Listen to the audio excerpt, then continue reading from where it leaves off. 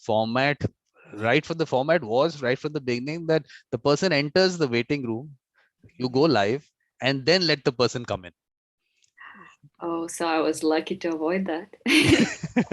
that 1 minute that you got, 1 minute extra that you got. No, so good. Look, I tell you, you have so many scripted things happening. Why not have something which is unscripted, natural?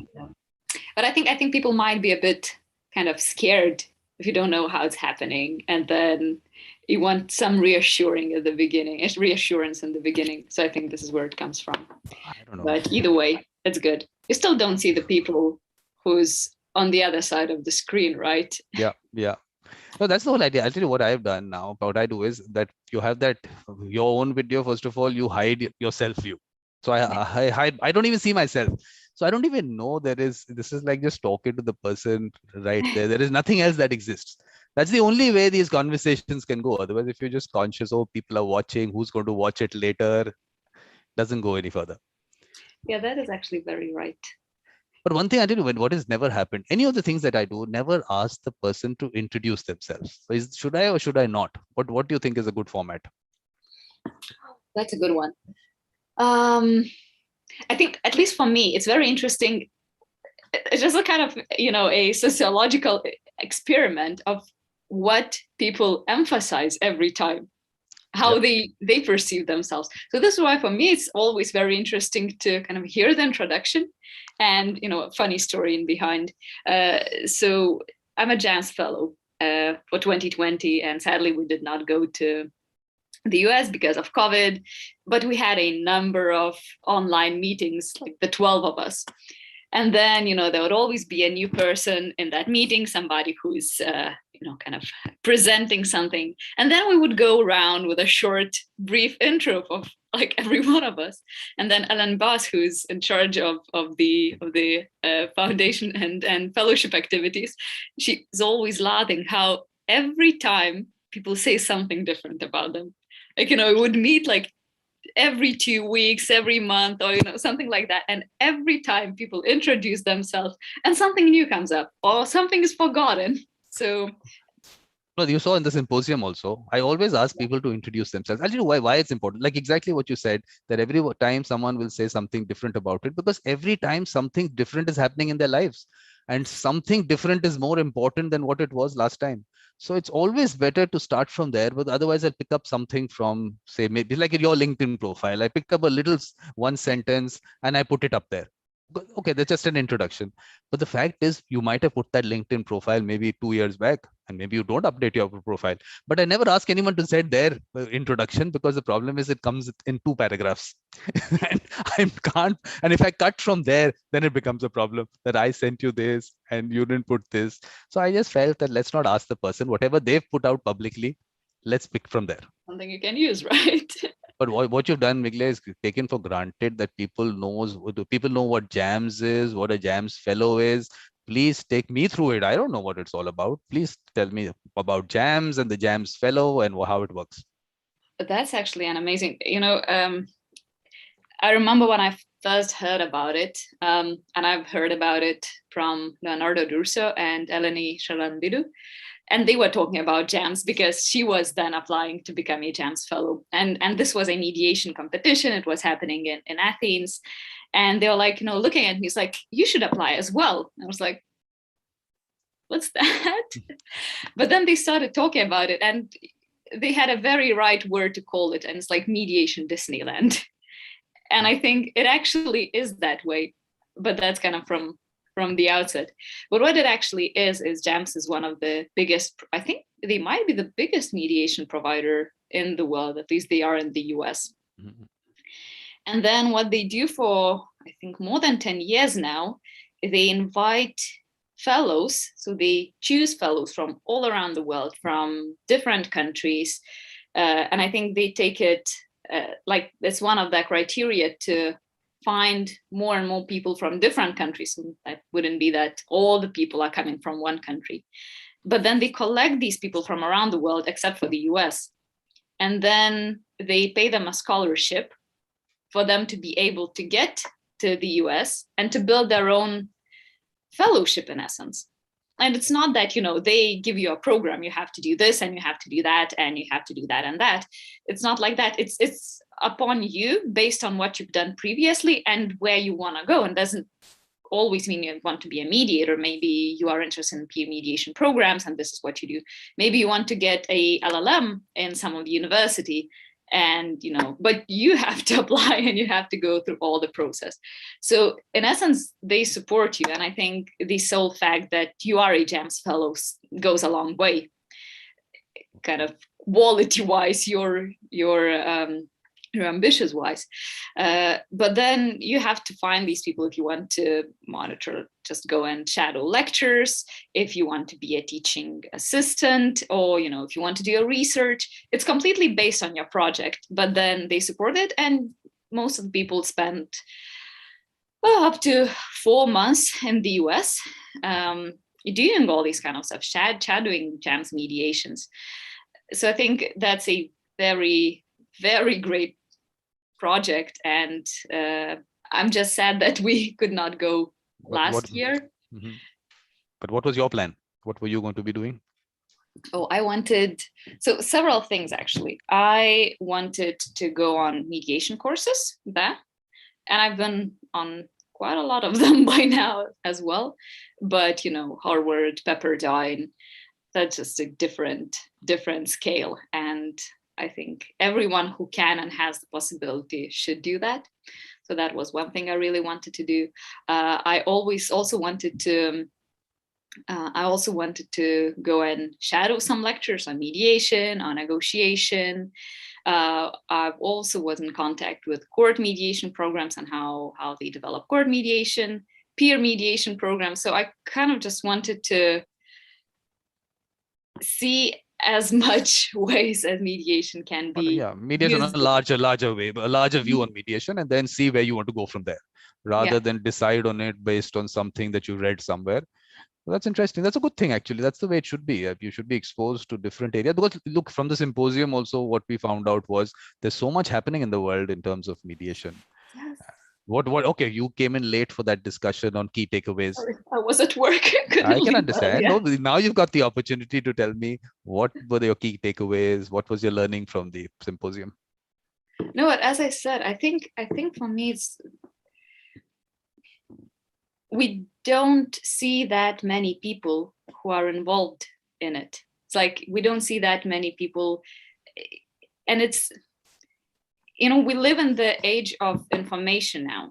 So we can kind of easily find information in another language, and Google Translate works relatively well these days, and you can find a lot.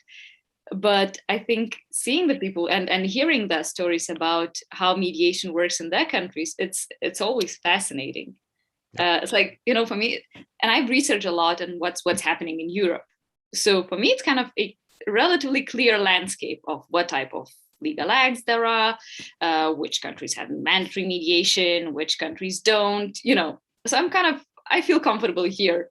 But, I remember I was talking to a person from Colombia who said that, they have mandatory mediation there for many years now, and how it works. So I think this is the main beauty of the symposium is showing many different approaches, but at the same time, they're all similar. So exactly, yeah. That's the interesting part, that actually everyone's on the same boat kind of thing. Yeah, they are. But the only thing I tell you, initially when I started off and I had written to you saying that the session would be 1.5 hours, it was the initial plan. That I thought was a good time for a session, because if you would have got enough time to interact with the person, because the number of people became so large, you could understand I would have had to take it for 4 months or 3 months or whatever. That would have got too long. But otherwise, look, I had to gag people. I don't know whether you noticed. I didn't let anyone speak, because point is that you have 1 hour. The person has to give a presentation for 45, 50 minutes. In that 10 minutes, if you have people coming in, and they take about 3-4 minutes to even put across the question. They first have their comment and all that. At the end of the day, we won't be able to get too much out. So that's why I did the questioning, and I did tell people, whoever came in, to put your question and comments in the chat. Because otherwise it was a little difficult to really, because another half an hour would have actually been good. You would have actually had people interacting and discussions happening. But let me tell you, I should clarify it whenever I have these sessions and tell people why I gag people. Also, there's another reason. No one asks me. What my real reason? You tell me. The real reason is that people should feel gagged. And then they should start their own YouTube channel. They should say, look, Vikram doesn't let us speak. We are going to speak. But no one does it. I haven't seen people taking it forward. However, when are you going to take it forward? What are you going to do to take things forward? Oh, it's so time consuming. So this is why I'm so impressed with your work. It's like, but I think that you've touched on a very good thing. And I think we all have our own approaches of how to take things forward. So for me, for a long time, it was mediation competitions and helping to organize those, preparing the students for mediations competitions. And it's you also dedicate your time to that, just in a different way. So I was never a media person. I take very long to reply because I don't really like messaging, and I'm not the person who can go and post a lot of posts, but I like to read them and see them. So for me, going on media and kind of exposing it all out there, it's not who I am. But it's more of I really like to engage with people. So this is why for me, preparing students for mediation competitions, it's an amazing thing. And again, it's super time consuming. It's like second job that you have if you take that on, even if it's a small team. But you usually start from ground zero, and you have to go all the way. But then you see how they progress, and that they learn a lot, and not that they will be mediators for sure or something, but they will understand what's happening there. And they will have that skill set if they need to bring it forward. So I think that we all have different approaches of how to make meaning of our time. Okay, but that's not going to be as easy for you now. You've picked up two things. We'll discuss it. Mediation competition we'll discuss later. But why don't you why you should be out there talking about mediation? We have to get people into the fold. We are only talking with that small group of people. I know you heard what Simranjit Singh said, that look at the number of views that you have on say my YouTube channel. Then I went, after he said number of views, I said Ken Cloak kind of person gets about 400 views. For a person like Ken Cloak, what is 400? Then I went to I did a YouTube search on Ken Cloak. Everywhere, even large institutions which have been there for tens of years, he gets 100 views, 200 views. Mm-hmm. I said, why is it not happening? Then I understood. I actually looked at it and I said, 93 speakers. Okay, right now there are 94 speakers. More than actually, if you include Simranjit Singh, is 95 speakers. No one shared posts. Okay, few people did, 4 by 5 people did. If 95 had put out they shared those posts, if they had reached 1,000 people at least, imagine the number of people you would have reached. That I want to understand. You also didn't share any posts? Why did you not share any posts? I think I'm very self-conscious about what I say, and I'm a perfectionist as well. So when I write an article, I wrote my PhD, when I wrote like kind of scientific articles, I spent a lot of time on them. And, I knew that I hope every detail is correct. Okay, but then I think when it comes to live speech, and you don't prepare it word by word. It's not that you go to a conference and you have your presentation ready and maybe you have rehearsed your speech several times. So for me, I think this is what is the most concerning thing, is you want everything to be perfect, but you can never get it perfect when you're speaking live. Okay, it's not going to be that. That is just part of what you said. That's actually not what it is. I am saying that like I put out a post of Ken Cloak, of his session. Now all of you were a part of the comments, so all of you must have got a message saying that you were part of a comment. All I wanted people to do was go at the bottom. There's a share button. You don't have to write anything. You're sharing someone else's post. not a issue. But if that had happened, if I'm saying 93 people had just pressed that button and that post would have gone out, you have followers, so many followers, then if they had found it interesting, good. Like I said, we are actually in that little circle watching things, but not putting it out. That's the only different thing that I'm doing. I'm just putting it out. I'm trying to reach people, but I've been saying all this. My 1,000 reach 1,000. My 1,000 is not reaching 1,000. My 100 is also not going any further. They're not reaching out.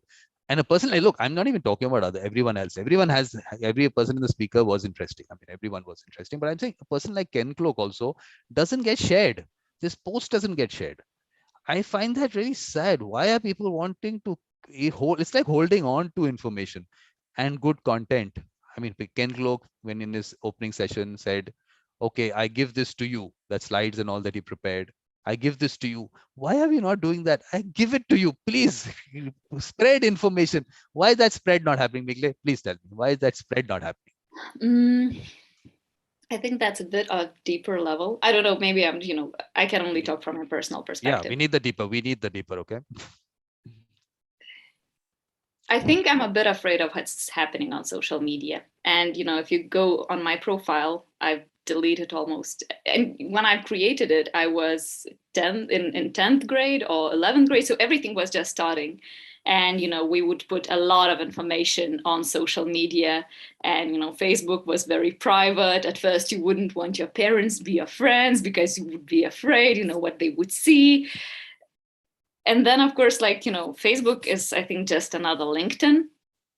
But at some point, I think something switched in me with regard to how much time I want to spend on the social media, how much time I want to spend on Facebook, how much content I want to engage in. And personally, I try to limit that as much as I can. And I think this is kind of the reason why I very rarely share posts, but I like them. I think that also pops up as a notification, but I think that's a very personal answer for me. I don't know if all the people have the same views. Or maybe maybe it's coming from the same thing that we were discussing in the symposium, that we become individualistic societies. People have become very individualistic, that content I'm getting in, consume, but don't spread. So I think maybe that is a fundamental issue with society in general. So this is just one action in that. This is just an action part of that. All these actions are what makes it that individualistic society. So that is, I think, maybe how people have maybe gone about things, and things have been structured that way. Okay, let me get whatever's coming in. I'm consuming. Okay, perfect. And don't even think, look, there might be other people interested in it. Or maybe people feel that those people can pick up that information themselves, because it's all public. You picked it up from social media. Someone else will also pick it up from social media. You don't even think about that. Could be. I'm not saying, look, it is interesting. Why it's interesting is because of the fact that ultimately whatever has to be shared, someone has to put it out. If someone gets something out, any content, if someone put it out, so either way, saying for me, I keep talking about the news, just keep news away from me. So there are people sometimes on LinkedIn also who have gone beyond professional into some political something, whatever. I actually have to block them because I don't want them that in my feed. Just don't like it. So I mean, that's why I'm saying that you don't consume everything perfectly. No one should. But I'm saying that things that interest you, I think should put it out. I would think. I completely agree that it's a good thing to share things that are interesting to you. But I think another thing that we also have to think about is, I think people tend to get a bit numb if there is a lot of, similar information going on and on. So they stop paying attention because that kind of becomes, it doesn't catch the eye anymore, because that's something that is continuous. So that's because that becomes a norm. And then I don't know if the engagement happens there. So I think sometimes it's more important to kind of get them where you can get them, but not with everything. So I think that's also that's also a balance that we need to kind of maintain of how to catch people. But at the same time, honestly, I don't know any longer how Facebook algorithms work, because I know that I don't see a lot of people on my feed anymore. So I really see only a very small selection of people, of all the friends I have, actually. So, it's kind of, from here, I know that Facebook kind of should be, filtering this out for me based on maybe my future, past interactions. So that's a very interesting question, where that information goes. I don't know how many people I reach now, regardless of how many friends I have. Because what I understood was, I think they only limited to some 40 people or something like that. The feed goes to. Look, for me, actually, that's not really. I should not be out there posting all this, because it's going to go to a very limited number of people, actually. But if they share it, yes, it can go out to further people. But the problem is, I made that LinkedIn group. I have people there. LinkedIn groups generally don't work, because there is a little button there where you can get a notification for each group. People don't press that button. So if maybe they don't want to, I don't know, maybe they just don't want to. But if they do that, it makes life much easier for me, because I just have to post it there. It comes to you. I don't have to keep putting these posts out. Look, you can understand how many posts I put out. People must be blocking me from their feed also, because long posts and so many of them. But that's the way that's what I'm doing, and I have to put it out. And then you said amount of content. You can see how much content I put out. Yeah. And you would think that the symposium's over. Okay, rest. No, I will show you right now what is coming in October. So I will take you through that. Get on, bring it on. Exactly. So the point is, let's put the content out. One day people will share it. One day it's all out there. Ken Cloak saying something is relevant today, it's going to be relevant after 5 years. It doesn't matter. But let's not forget that it's not only, what's happening on live stream. People go and Google information, they search for it. And if you need that information, I remember, when I was writing my PhD and I was trying to look in a lot of different countries, and then you want to find that information, you want it systemized, it's like, because it's very hard to look into a new jurisdiction and get everything yourself, know all the new developments, make sure that you're reading relevant versions of the legal act. But then if you can find some kind of presentation on that, you would watch it, because this is, at that time, it's very important to you, and you want to listen through it all, you kind of make notes, so on and so forth.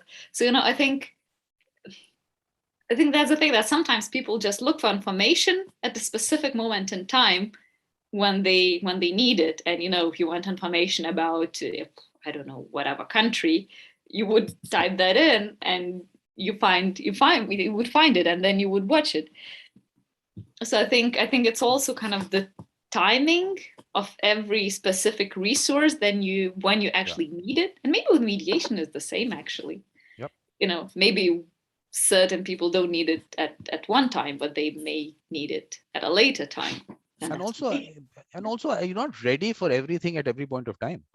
You're ready for, when you're ready for it, that's the time you need it. I mean, the point is, I can put out something, or video in front of you. You might not be even close to looking at that kind of topic or into content or whatever. And suddenly, maybe like you said, one day you're sitting there, you're researching on something, and you find a link to it. Perfectly all right. So that's why, for me, it's the content going out. So that's the way I look at it. And it's out there up till YouTube keeps it there. It's there. One day, if YouTube decides that no, I want to shut down my operation, then we'll have to see what to do. But it doesn't seem to be happening soon. But the important thing was this mediation competition that we were discussing.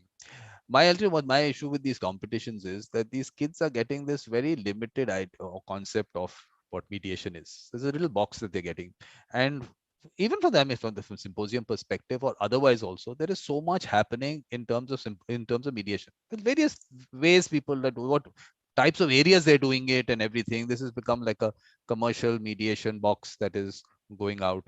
And it's a similar kind of format, being told to them that one competition happened 5 years back, watch that video, and everyone then repeats it. And that's that's the way the format keeps going on. I just have a bit of an issue with that, I think, because everyone is kind of, because I judged a few competitions and I stopped doing it, because I found this was just like it was play acting. It was like, we had to do this, we have to do that kind of thing. I don't know about your experience. You obviously coached kids and all that. What has your experience been in terms of reality versus preparing? There must be advantages also. I mean, you can give those advantages also, but the negatives also, both together. I can be very biased here. This is how I got into mediation in general. This is how I found out about mediation. And this is where I first got hooked on it. So, if it brings people, it's like if there's a way to learn these skills, if there's a way to find out about these skills, I think that's a benefit in itself already. And I agree with you, like if you actually are just, I think especially for certain competitions, you're not even learning mediation, you are learning how to get points for that specific competition, acting in a mediation setting. So that's also happening. But then I think it also depends on the competition, on the type of competition. And, not all competitions are commercial mediation. No, I was mostly worked with INADR, International Academy of Dispute Resolution. So their cases are rarely commercial. They're more kind of on personal level. But I think that mediation competitions is a very good thing, because there are a lot, and we talked about this a lot. There are not too many schools that teach mediation as a subject, at least in Europe. In America, in the US, I understand there are much more where you can at least choose it as a curriculum. But then in a lot of European universities in law studies, you don't get a subject on mediation, or rarely get a subject on mediation. And usually it's hidden somewhere in, alternative dispute resolution, and you pile everything with arbitration, whatever you can find in there. Or it's just, mentioned somewhere. But then when these mediation competition comes, so if you talk your students into participating there, so then you can prepare them. And it essentially becomes a mediation training, right?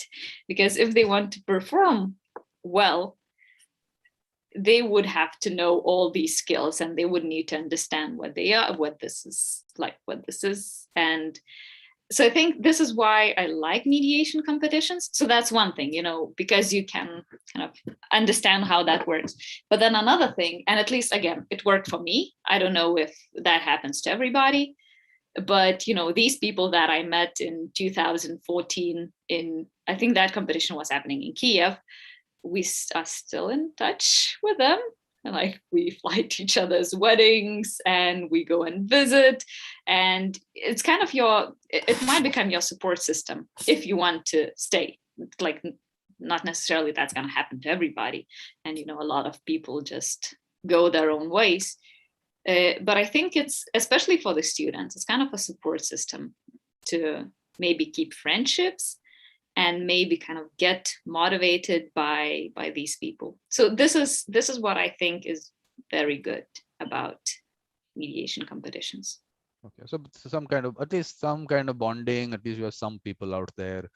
Whatever. I mean, suddenly you've been introduced to someone new, and that's always a nice thing. It's like going to summer camp or whatever it might be. You don't know who you want to meet.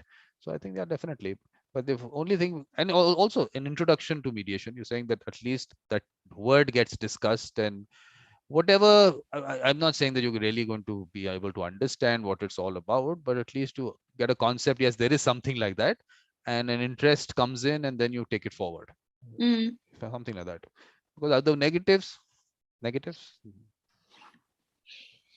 think that one is one that was discussed, that you might just go into competitive mode and compete for the points instead of actually prepare yourself for the mediation was like, will that stand out as a good thing in front of the judges?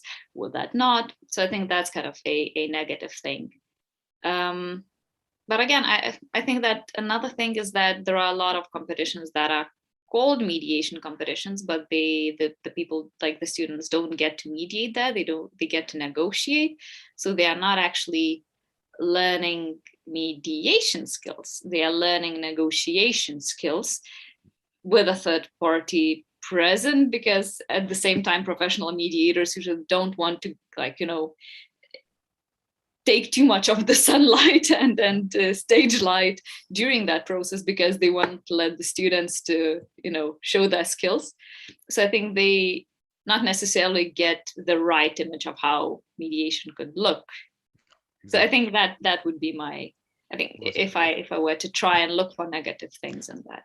There's one competition which I was a judge, and I was told in the briefing, you are just a potted plant. That's it. You just have to be a potted plant throughout the session. So if they want it that way, they want it that way. But for me, obviously, that was an issue, because definitely you were seeing something around you. You do want to come in, but you don't come in because you are told not to come in for whatever. There's their competition. They don't want it. They don't want it. So those are some issues which do come up, because I'm telling you, the point is that mediation, that word, how it is perceived by different people, obviously it's going to be different. I keep saying the blind man and the elephant situation, but I don't want children to actually believe that what they see in these competitions is, first of all, is that mediation? Is that the way you're supposed to do it? Because no one knows what they're supposed to do. They think that they have to learn it. I'm saying it comes so naturally to some people, and only those people for me are the ones who should be out there, because it just comes naturally to you. And those people whom you're doing it for, they know if they want you, or they don't want you. I mean, and I mean, because of this whole Ken Cloak and with how many views and all, so I did that Ken Cloak search. I found a very interesting video of his where he's talking about this aspect, that first of all, me doing it in my way will be totally different from the person you referred to, someone sitting there. What she does, totally different from that. And I might not be right for some people, that person might be right for some people. Now you're telling some kids that this is this box, this is how mediation is done, and that's the message they take with them, I would think. I cannot agree here. And the reason why I cannot agree here, because again, depends on the competition. I'm not saying that all of them are different, that all of them are the same. But I think they actually get exposed to different models of mediation. And the reason for that is, they go through separate different rounds, and, for at least IMADR competitions, so they get to be mediators. And they get to be mediators themselves. They are being co-mediators. So they are seeing how that co-mediator is mediating. And then they go through at least 3 different rounds where they are acting as mediator, they are acting as an attorney, they are acting as a client. So they also see at least 2 other mediations where they are not mediating. And these are coming, at least, so they are seeing at least 6 different types of schools of mediation, because they are taught by different countries, and in different countries we can perceive mediation differently as well. At least how it should look like, and what skills to use, what sentences are okay to say and what are not, what is partiality and what is still impartial. So I think they get exposed to different models of mediation in that way. And at the same time, usually judges, I hope in majority of cases, are allowed to give feedback at least at the end. And then they share their experience. And of course, usually being asked at least not to, say that my way is the correct way, because there are a lot of different ways. But then you also hear the feedback from the judge of how they think mediation should look like. But even on top of that is, I think there are 2 things I would say. One is, do we actually know how mediation should look like? Everybody's saying the same thing. Mediation is a super lonely profession. It's like, normally you're the only one there, the only mediator. Okay, co-mediation doesn't happen too often, right? Shadowing mediations, again, doesn't happen too often. So it's kind of the way you understand it and the way you implement it. Of course, like certain framework, but that's very flexible. So I think, even for those who are not in mediation, not in mediation competitions, you still form your own way of how to perform mediation. But then the second thing, and that for me was very, kind of surprising. So in Lithuania, you have to pass an exam. At least now, in order to become a mediator, you have to pass a written text, and then you have a performance, like you have to act as a mediator, so kind of practice exam. And what I've seen is that there are a lot of training providers who in most cases give the material, like the theoretical part, but they don't have that much time spent on role plays. And I think you cannot learn mediate if you are not trying. And if person is shy, so maybe even if there are some role plays, so maybe they are not going there, and they are just kind of watching them or acting as a party. I don't know, whatever the reasons.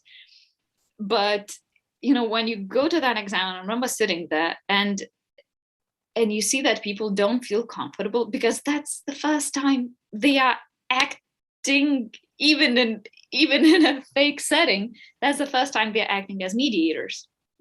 So for those students who have actually participated in mediation, they at least have some understanding, because they were going through role plays when they were preparing, even though not like kind of smaller, maybe team level or with some other team.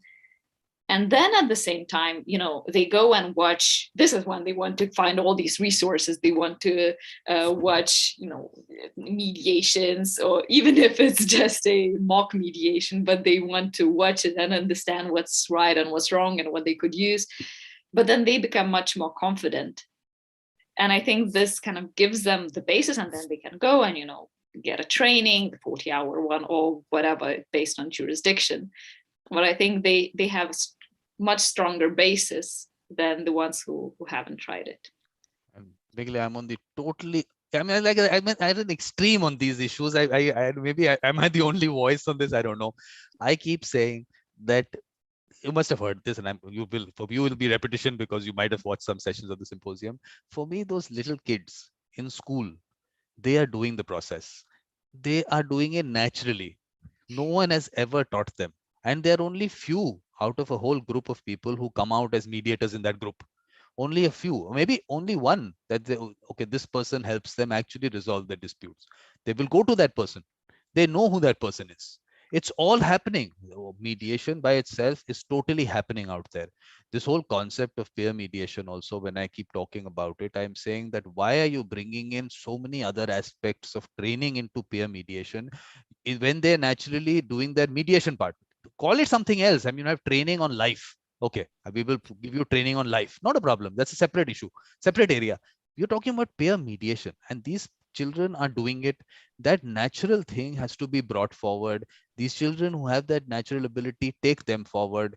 Once they take it as a profession. As they move out, they should be exposed to this. This is a profession, but you have to do it the way you are doing it. Don't fall into this trap that there is this box that you have to be part of. I'm telling you my view. I'm telling you this my view. It's just the way I've looked at it, because I've spoken to children and I speak to them and I actually ask them. And I keep saying this, that I could not show you this on this situation here on public. This after the session, I will show you that video, and I show it to everyone, that little clip, and I show them that this child knows everything. They've never gone into a training of peer mediation also, and everything they do, they know exactly what the whole thing is. So if look, I've been also saying this, that if mediation hasn't reached the level it should have in the world, and today also mediators don't have work and they have to do other things, and the mediation is just part of what they do, there must be something sad happening, because we keep saying it works and it works for people. They actually resolve the disputes. They're happy about it. It's something that you feel good, they feel good, everyone walks off feeling good. Then why is it not something which has taken off? For me, one is this part of it. It has been made into this technical box. Mediation is that what you, like you said, these children see. There is so much more in terms of mediation that is happening or should happen and can happen, which totally gets left out. So these institutions is where mediation is discussed. These institutions are the ones where panels are formed.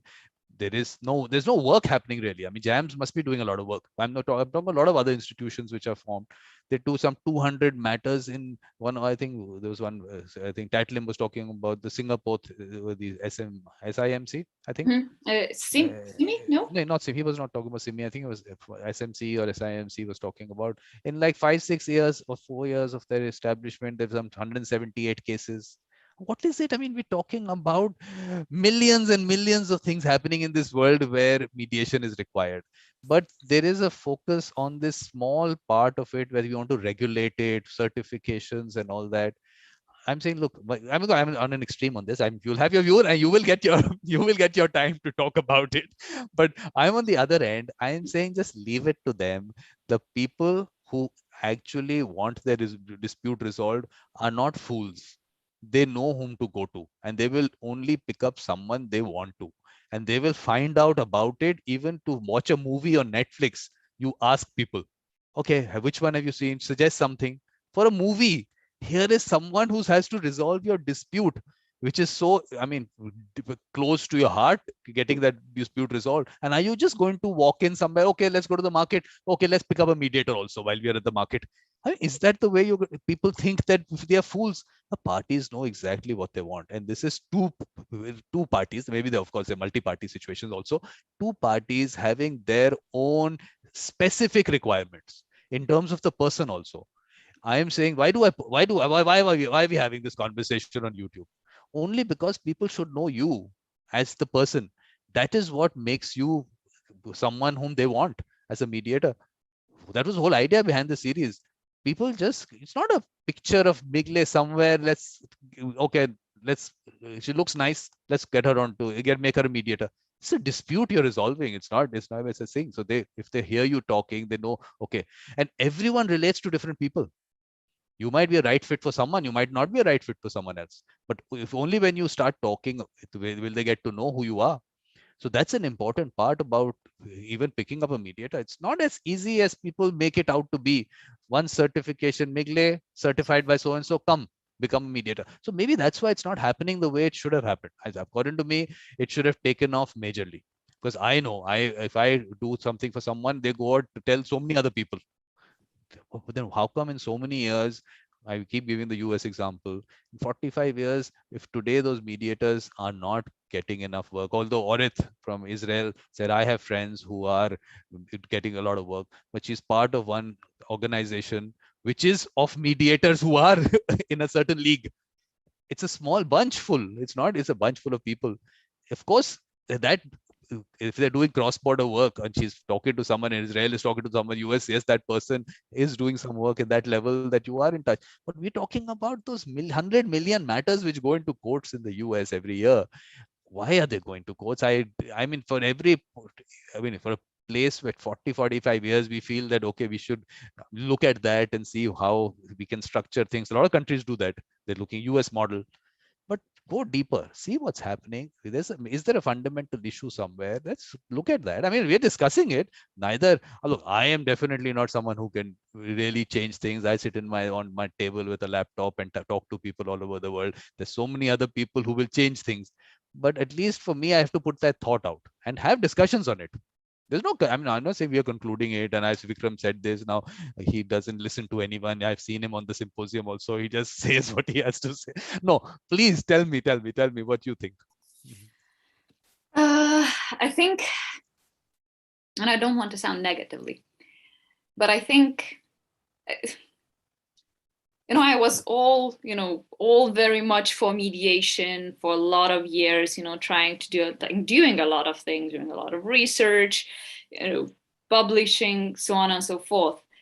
But then I think, and same thing with the symposium, we are kind of a close community. We are talking with people who are pro-mediation. They are all mediators.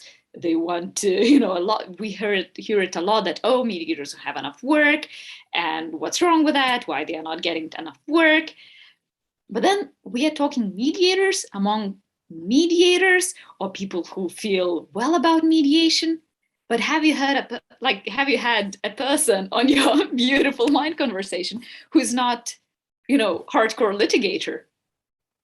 Or, I've had. actually, okay, I Yes, yeah. haven't seen that. I would want to watch.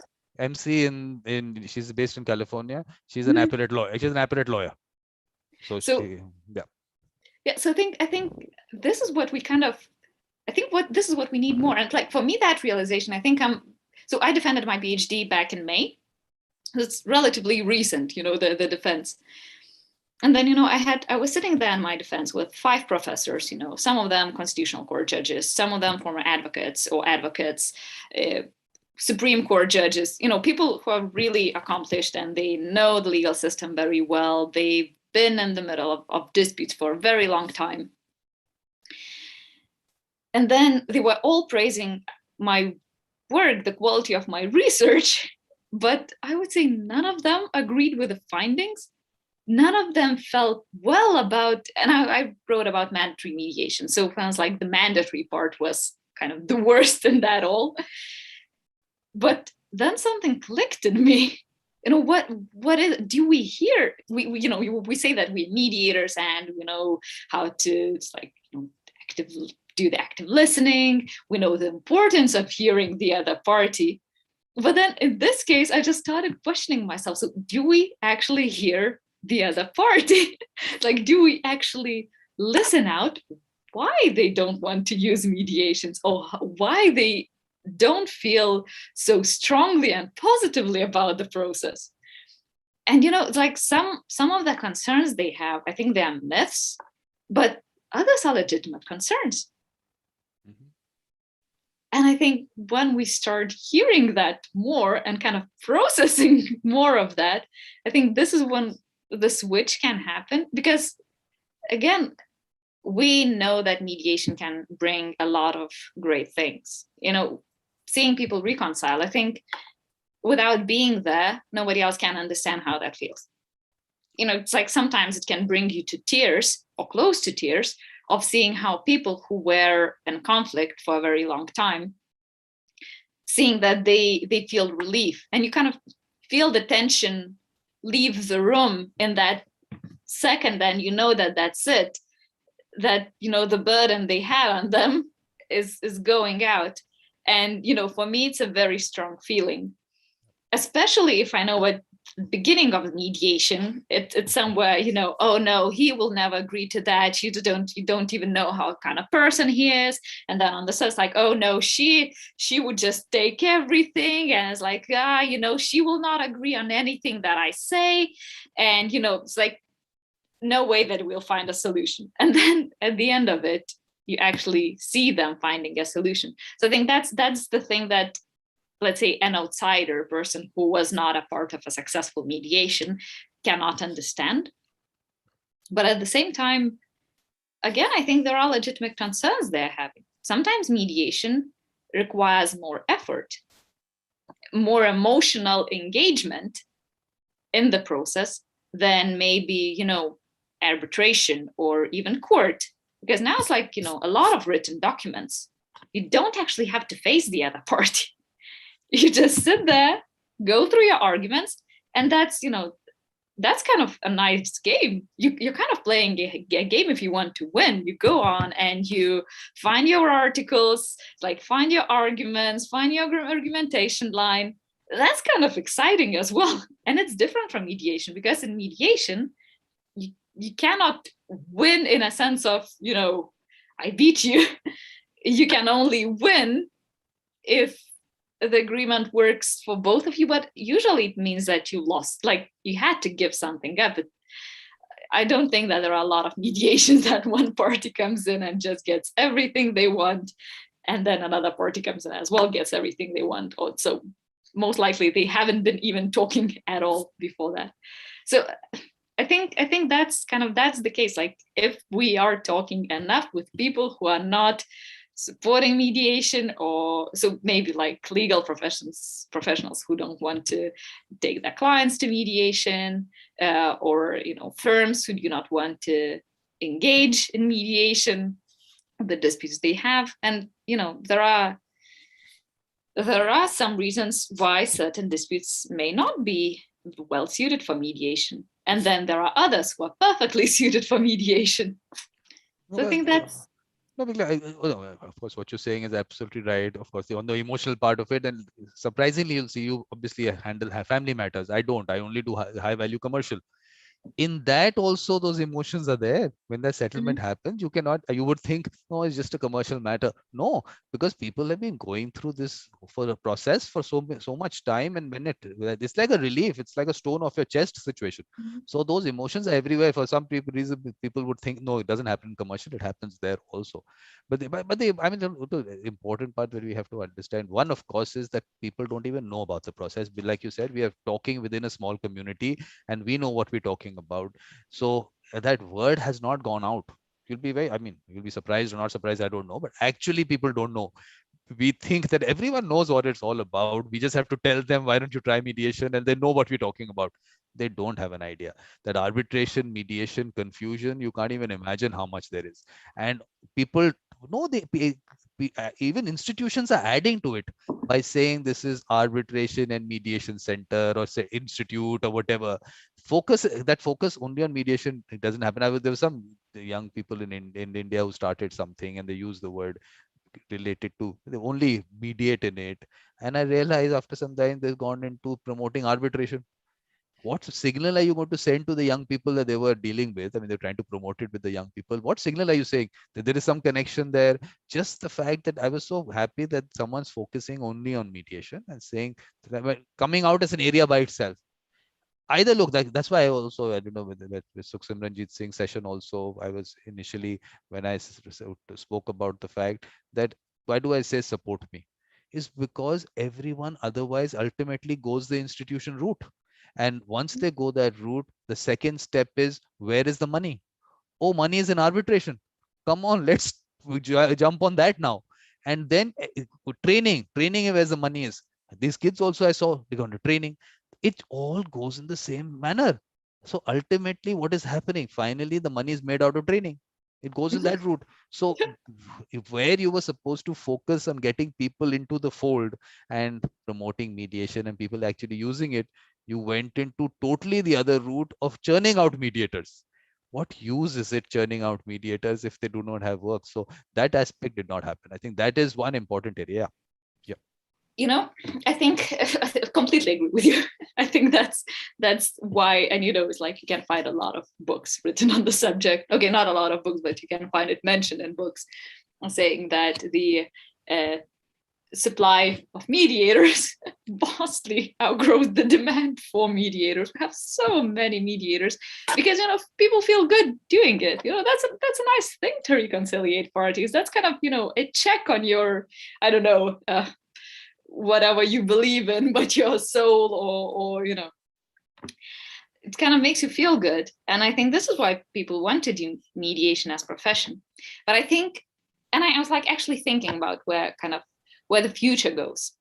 And I think there are several aspects to it. I think on one side is, again, we kind of have to understand why it is not popular. And there must be reasons for that. Something that we are not seeing, something we maybe don't want to see. But then I think another thing, and again, what Sukhsimranjit said during the closing remarks, and I was saying, it's like, okay, why it's not a pop culture in a sense, like it doesn't gather views. But I think mediation skills aren't unchangeable. You don't have to pursue career in mediation to use mediation skills. And then this is what I found very interesting is, so we've organized a World Mediation Congress just this June, an online event, I think around 20 speakers. So nothing compared to your levels. Not even going that way. No, there is not going to be any other Woodstock of mediation. Everything else will just be... No, not close. But then we had some amazing speakers who were not necessarily mediators, but they were applying mediation skills in the work that they did. And, I've heard a very nice story about a woman who was, an environmental activist. And during her work, she understood that she faces so many different stakeholders that in order to be able to fight for her cause, she needed mediation training to be able to find a solution for that. And then we had, different stories of kind of applying mediation skills, not necessarily kind of just using mediation to resolve disputes, but applying mediation skills to, find a common ground. And I think this is where this is where it could go. In essence, this is how to kind of make it maybe pop culture, is to show that if you listen to this podcast, if you get this training, you can be a better professional or a better family member, better wife, better husband, or better whatever, if you have this skill set, which could be used either in dispute resolution if you choose to go there, but also in other professions that you are in. That's exactly what I'm saying. Look, I've been saying this, that mediation is happening all the time everywhere. So I'm saying that the fact that someone is either, look, you have that natural ability. I'm saying you still have to have that. I will still not believe that you'll be able to make someone a mediator. I'm not going to go to that direction, but what I want to do is expose people to the concept. And then from there, they feel that, yes, this is what I want to do. And I'm going to take you through this. Before let me show you pop culture, the way pop culture is supposed to be. That's pop culture. Okay. I love this. I love this one. Love this one. Only thing is, this has to become 90 plus now. Okay. That has to become 90 plus and still growing, because the point is that there were people who could not make it because they had some personal problems. And I decided, look, they had a personal issue, but their voices are important. So I'm going to be recording those. And so they might be, maybe, let's see whether they go to 100 or not. But I'm just going to take you through the October things, only to tell you on one interesting part, which you said about exposing them. So this is, of course, Miglė. This is the interesting one that's starting from October. Okay, I just want to tell you, you don't look like in your picture. Okay, I'll tell you the story behind this. Story behind this is that because this whole thing of putting up myself out on social media, promoting mediation, started in the middle of the pandemic. This was the only studio photograph that I had. Now it's become a brand. It's become my brand image. For me, it was super hard to connect you, the way I see you on Zoom and YouTube, with a man in the picture. Okay. I was like, okay, so should I get another picture taken? Put that. But to be honest, the way you are in person, you will look more inviting. Perfect. So what only thing is that, what about this whole brand image that I've created around it? I can change that. You're saying new logo. It's like a new logo, getting a new logo in. But you have to do rebranding sometimes, like, done, Miglė. You just don't have to sell the concept to me. Don't have to sell the concept. Got it. But I just have to go to a good person to take a picture. That's all. I'll do that. I've done. You just need an iPhone. They have very good studio kind of things. You think? You don't even need that. Get your studio lighting. They just remove all the background. Perfect quality photos. Okay, let me try. Not that I'm advertising something. Okay, so what is the concept behind this lecture series? There was, I don't know whether you've seen any of this, but there's a show that I do, Evolution of a Mediator. So Ken Cloak was on the first one. So what was his statement? Let me read that statement out to you. One sec. What was his statement? I put it down. I want to repeat it exactly the way he said it, because I don't want to put any words in that. And that was the inspiration. And I want to put that across to you, because what you said is exactly, in a way, what I'm saying, but my target is a little different. I'm not saying that you will make everyone a mediator, but the people in families, communities who have that natural ability, bring them out, and then they do mediations, like I said, within families, within communities. And then from there, we take it forward. So what was the terminology? I want to get the exact sentence.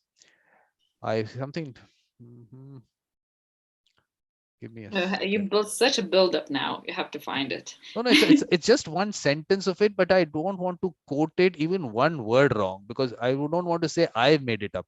This is exactly what he said on my show. The videos online, it's lying there. So I just want to say that one sentence of his He said, I went for a lecture about mediation, and in 2 minutes, I knew that my life had fundamentally changed.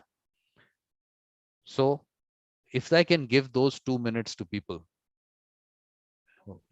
I mean, of course, this is going to be lots more than 2 minutes, but if I can give that to people who might not have access ever to that training. He went for a training, he was a judge, and a judge going for a training and access to training is so different. But how to get this out to people who are not in the mediation circle? That's the whole idea behind this. And how do I do that? Miglė, you are doing my rebranding. Please do this part of it. Tell me, how do I do that? Don't forget that we are living in a, consumer society. People want TikTok. Threes don't have that one. Don't know how that works, but I know that it's out there. But they want quick, short videos, something they could watch ASAP and kind of want to understand. Like, people now want to be experts in seconds. and this is actually what's happening. They want to watch one YouTube video and then be an expert negotiator because they watched the video. It's like not exactly how that works, but still. I think in order to get people hooked, they would really start small. How short is short? How small is small?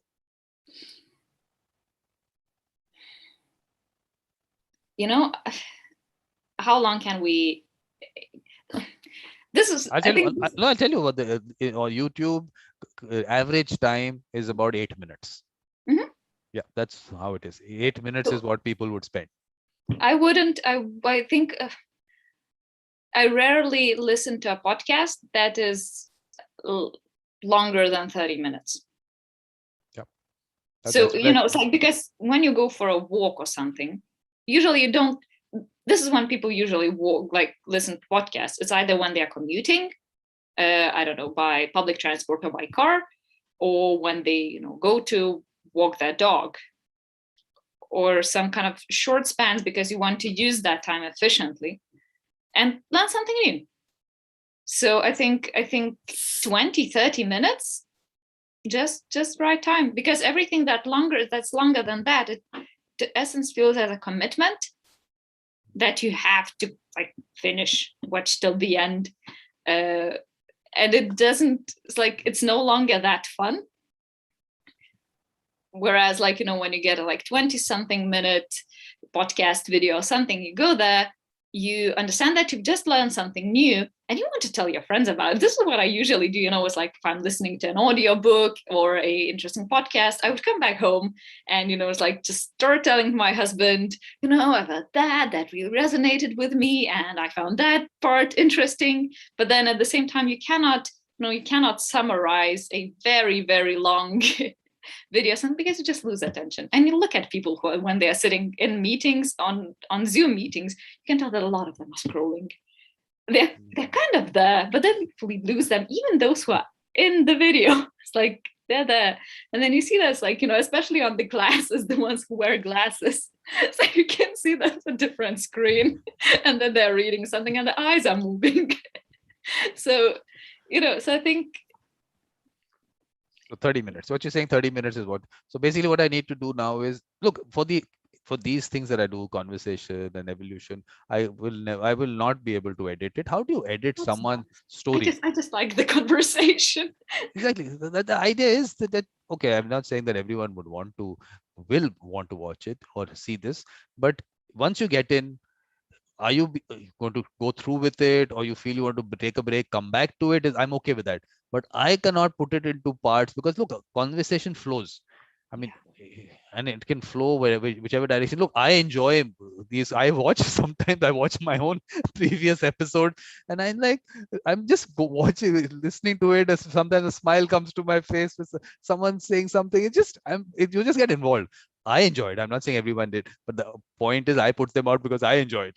So whether people watch it or not is something they have to decide. But for the lecture series, definitely, I want people to watch it. So maybe what I can do is, when we're recording it, I can put a 30-minute thing, stop it, and start another 30-minute one. Maybe we can do that. So 30-minute ones we can put out. because the And whole also, focusing on specific, I don't know like how you're planning to kind of divide topic wise, but then, focusing on a specific skill. No, I think the thing is, I did think of topic wise. What was Mhm. I was looking at it, then I said, then it becomes like any other training program that people go to. Topic this covered, a topic that covered, and that individual wanting to talk about it. Because when you're talking about something, person like Ken Cloak, when he's talking about it, he's Mm. going to go here and there. He's going to be talking about a lot of things. Now, when I say tell him no, now you only talk within this box, then I'm limiting his conversation. I mean, I won't want to do that. So I, of course, have told him and to the next people. This is, you only saw the first one, but the Mm. other people also, I told them that it is about basics. You're starting from the basics, but you take it the way you want to. But for me, the target is not a mediator person. We have to get into the fold. The person who has that mediator mindset, even this in conversation with a What's beautiful it? mind. I'm coming. I know. Okay. But the main thing is that in conversation with a beautiful mind, like you said, are you bringing in other people? The whole idea was that people with the mediator mindset, that's the beautiful mind. So they can be from wherever. So I'm trying to bring in more people who are not even connected with mediation in any sense. I'll give you a little bit on that. There was a webinar that someone from Mauritius had organized. It's part of what is that Royal Institute of Chartered Surveyors, and basically those people were there, and it was only on development of a culture of mediation.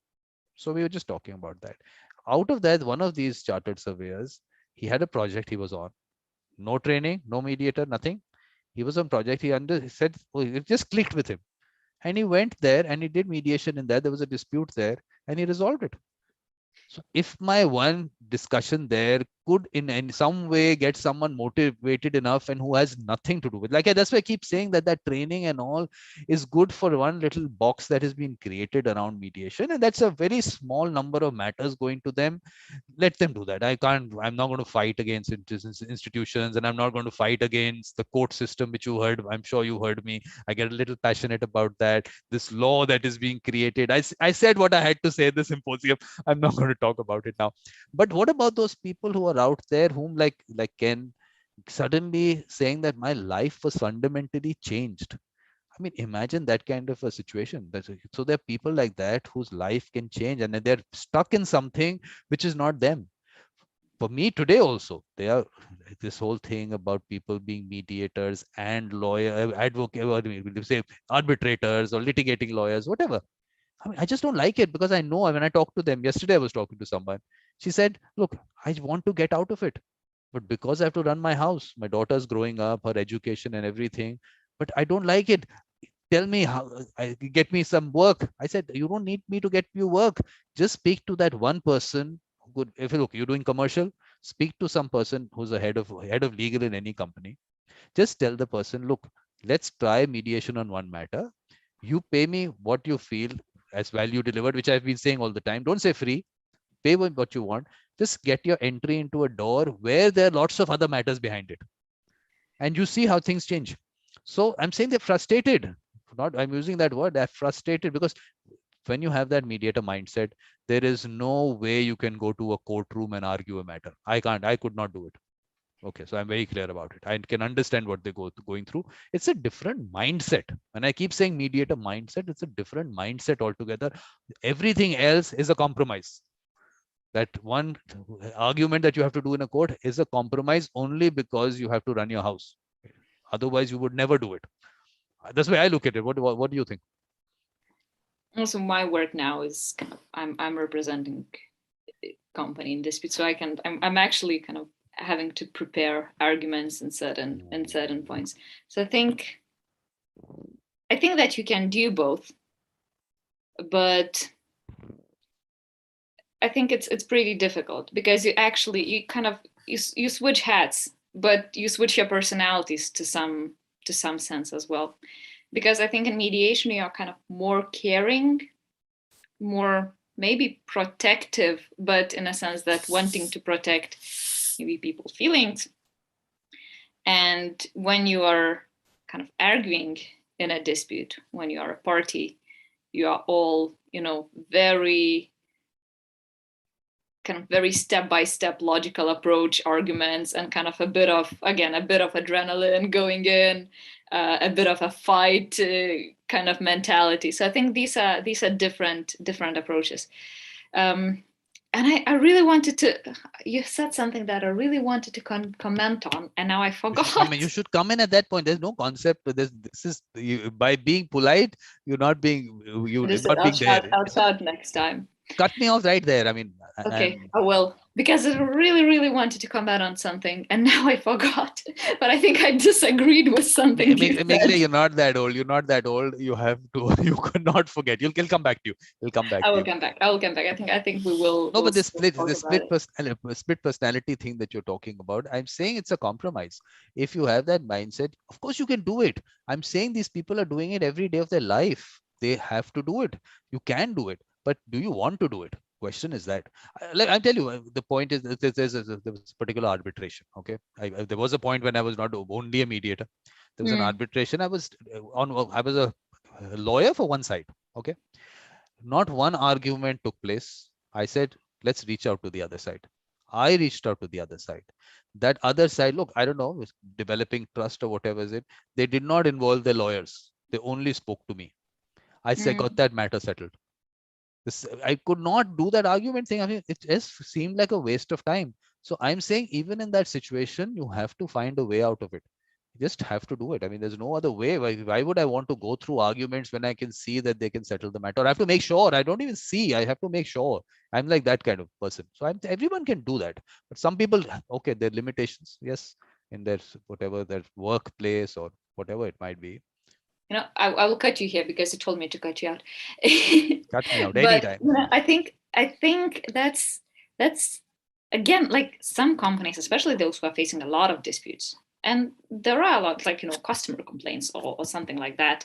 You know, I don't know, Amazon, eBay, whatever. They see a lot of it. But then I think mediation could not always work. And, you know, it wouldn't be a good commercial solution, or at least not in all cases for the companies. So that's kind of, I think that's the thing, we have to differentiate when it is actually worthy to go through mediation, and when sometimes it's easier or maybe commercially more sound to kind of argue the case and, you know, just get a resolution which is let's say binding or coming from a third party. So that's always, you know, it's like, in some cases mediation is an amazing solution and it can do what no other type of dispute resolution can. But I think it's not always suitable. And there are reasons why, especially big companies, maybe don't want to use it on daily basis. No, don't say that. Don't say that. That's my bread and butter. Okay, they do that. No. I think you're talking about different complaints here and about different. No, definitely. No, I'm not. Look, I also, like I said, I do high value commercials, so I can understand where you're coming from on those things. But I'm still saying there is scope everywhere. I'm not saying that there is not scope everywhere. There is scope everywhere. It's a feeling. So eBay concept. That's why I had called Colin Rule. He's done it at that scale. No. That's a different scale altogether. I mean, 40 million matters being done every year. That's huge scale. So there is it.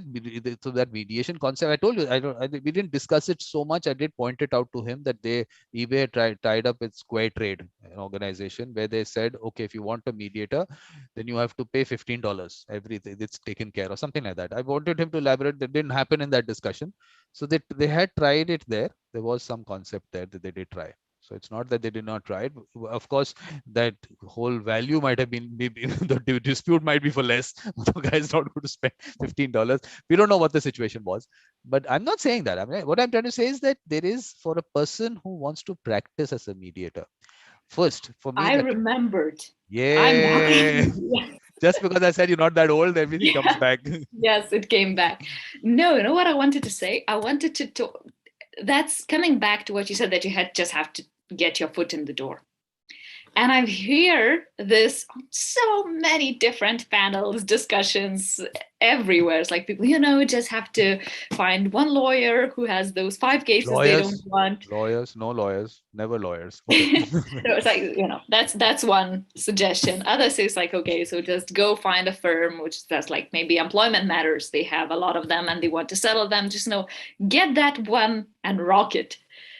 But then I think, and I was in that situation when I just started. I went through a lot of training.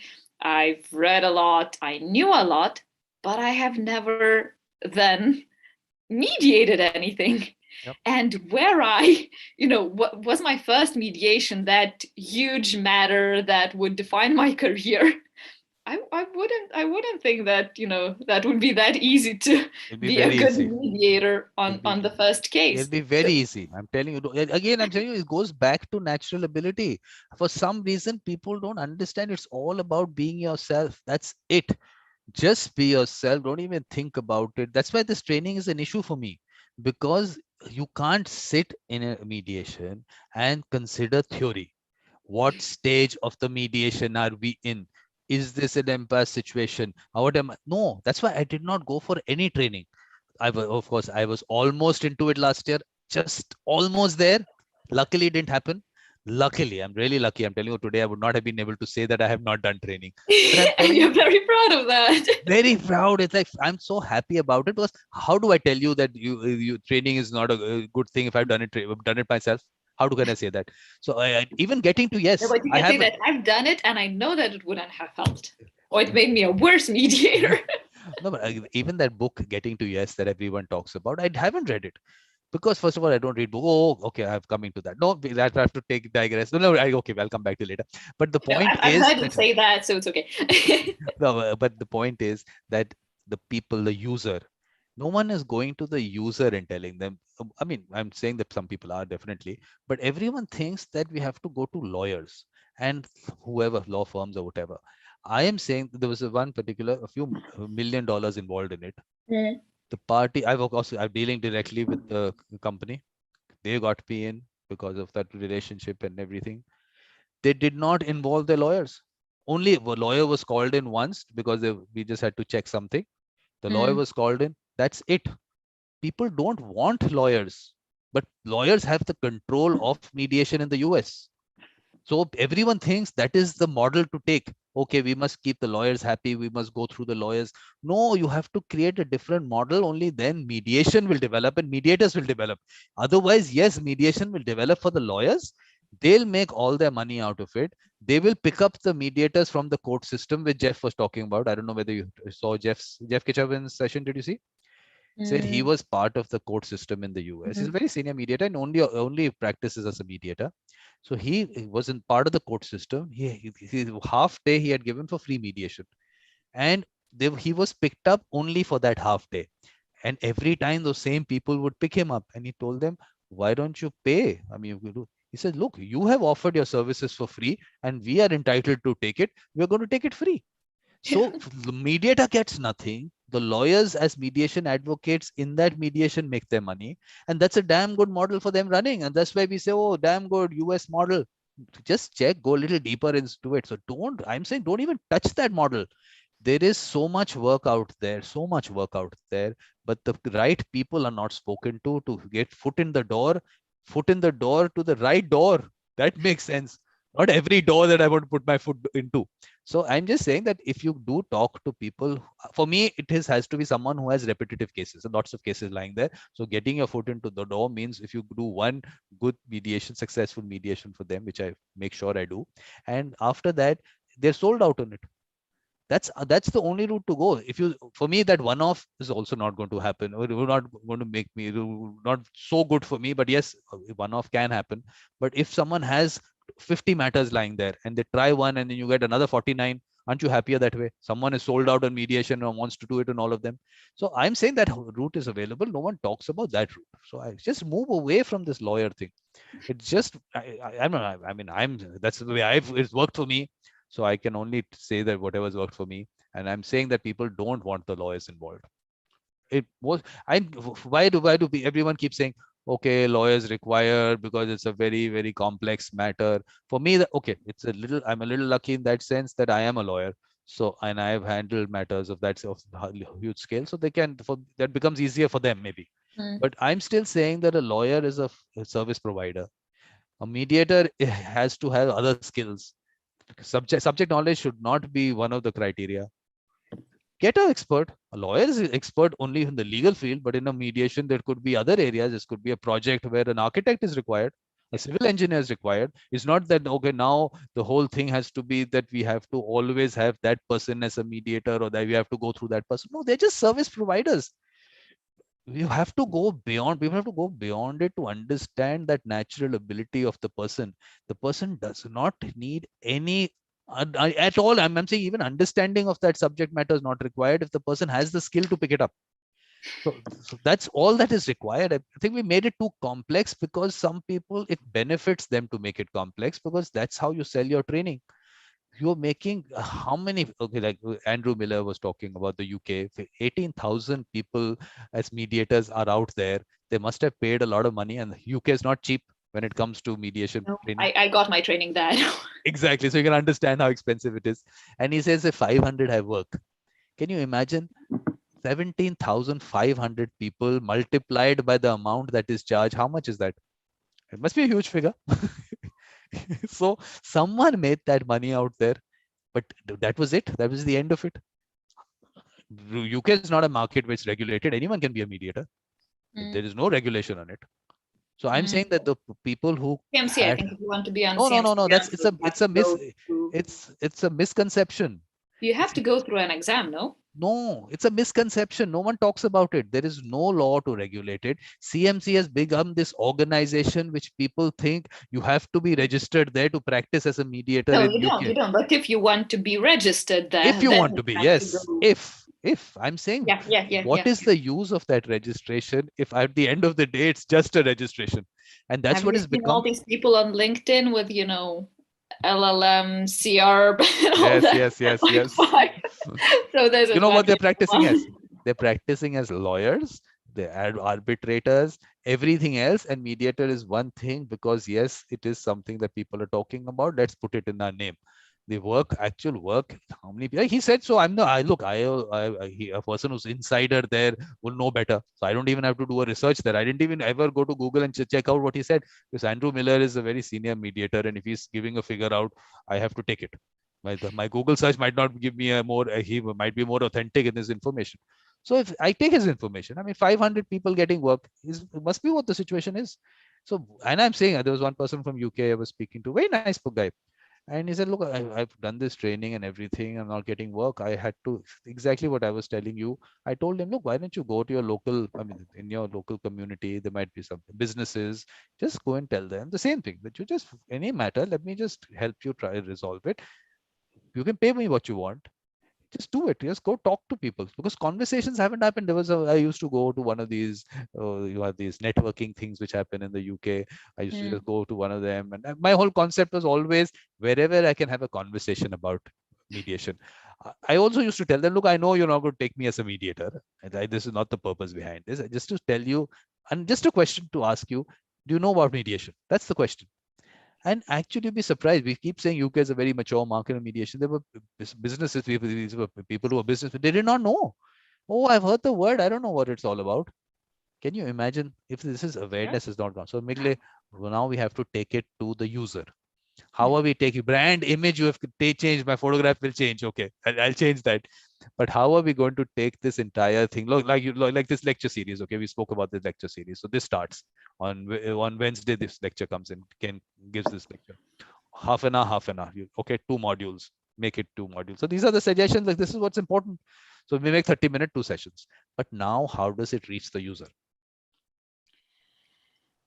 I think this is why the training is selling, is because, people want to make sure that they are going somewhere and they want to feel that sense of accomplishment. And, some people go back to universities, some goes back to LLM because they kind of can't say they are bored with their lives, but then they don't know where it is going. And, they are in their careers, they are doing okay. but there's not that much excitement, or they want to take their career to another level. So then I think this is when they start looking for additional training.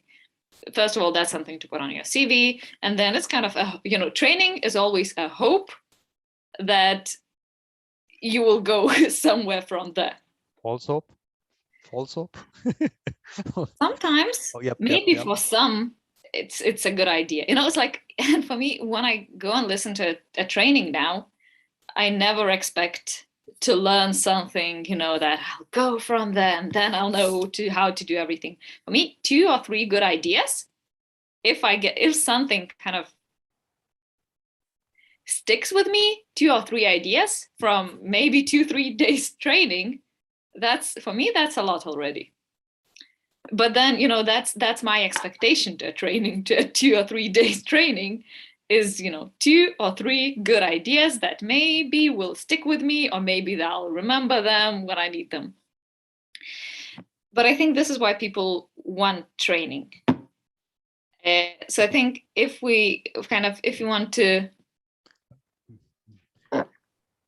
show how mediation can be helpful, so I think it also have to, even from their, from their names or the way the titles, it has to be shown how they can use it. Maybe mediation skills to be better at handling meetings or leading meetings. Because actually, mediation skills, for me, it helps a lot, summarizing and helping people to speak. It's like, these are the skills that you can learn about mediation, but then you apply them. Yeah, absolutely. No, I totally agree with you that it's required everywhere. But my only thing is, right now, I have to identify those with the mediator mindset, bring them out. It's not, like I keep saying, it's not coming under my umbrella. I'm not saying that you come and you part of this mediators collective that I have. You don't come there. I mean, that's a very selective thing. I only have a few people I bring in there. But I'm saying that if you get motivated by a lecture by Ken Cloak, and you think you have the mediator mindset, you can take it forward wherever you are. So we have to get it out, that message out there, that whatever way, look, Ken will tell us if he fundamentally changed his life, then why did it change his life? What did he hear? So he puts that out. Perfect. He's got that out. We have this half. Okay, however you'll term it, you'll give us some sentence to it to attract people.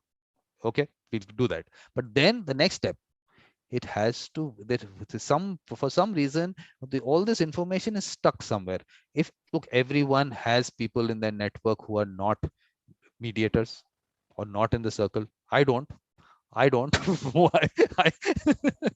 But I'm sure people have in their network other people. I'm trying to bring people in. It's not that I have like this. I think these chartered surveyors, a lot of people from there. I have as they come in, I'm perfectly all right. Students come in, not a problem. But I'm just saying, largely there will be people who are mediators or who are somewhere related to that field. But we have to reach out to the others. So only if Miglė shares these things, she says, yes, social media is a good thing. One of these days, it can be a good thing also. It might have its negatives. So let's look at the positives. So she sends it out and it reaches someone who just in that half an hour, if it changes someone, so what half an hour? Ken says 2 minutes. If in 2 minutes, you can change someone's, you can get another Ken Cloak out. Aren't you doing some service to the world? Don't we need lots of people, peacemakers out there? So how do I tell, okay, how many there must be hundreds of people who are part of Mediators Collective, okay, the various groups and Facebook and here, there. To get them to go and share a video is something I don't understand why they don't do it. It's back to that same discussion. How do I get people to share this? What do I tell them? I think it's not necessarily sharing on social. I think when people like it, they talk about it. And for me, if I find it interesting, I will talk about it. And then I will share it. It's like, the same as you said you don't read books, so that will not resonate with you. And I'm coming to that one. Okay, that one I'm coming to. No, but it's like, in the same way, if you read a good book and you want to brag about something. You want to show. It's like if you do something, so you kind of want to show the world that you've done it. But I think when the right time comes and the right conversation comes, you talk about it. It's because you know that this is when it will get people's attention. And for me, I think, and I like it the most when people do it. Me, when I like start talking about it, say, I know a very good video, something that you should watch, and it might change something, or it might help you, and then I will go and watch it. But if I just see it somewhere, okay, Miglė, out of all the small symposium possibility that I will click on it. Out of all the symposium ones, did you tell anyone about any of them? Did it click with you? Any of them?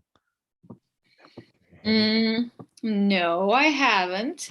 But nothing clicked with you. Like the part that Symposium was organized. Okay, because look, I've been telling everyone about that session with James from Kenya, because I really found it interesting, the work he was doing. I haven't watched that one. I will write it down.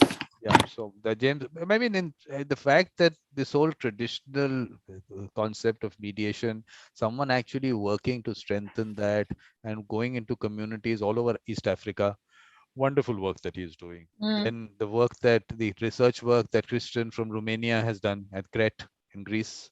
You read about that? Did you hear about that? You haven't heard that one also?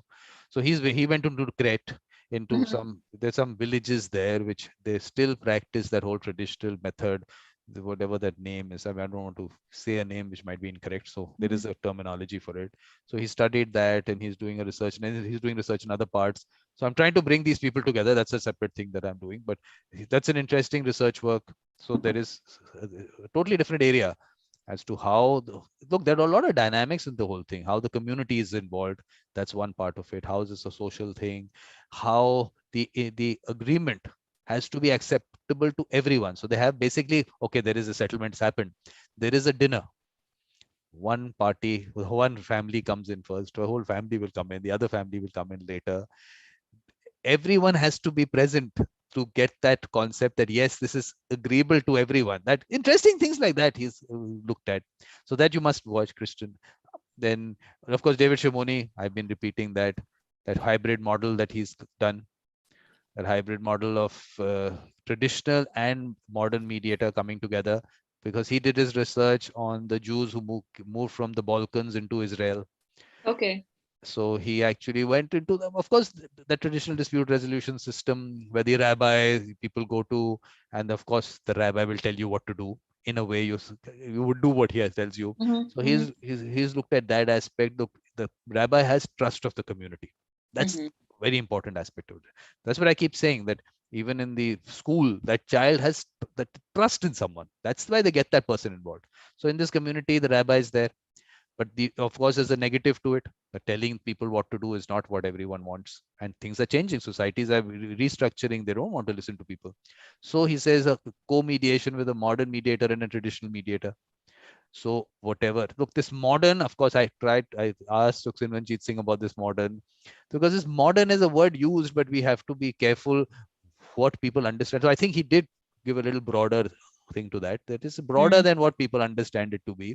But I'm just saying we have to be careful on that, because don't take that one box and say this is modern.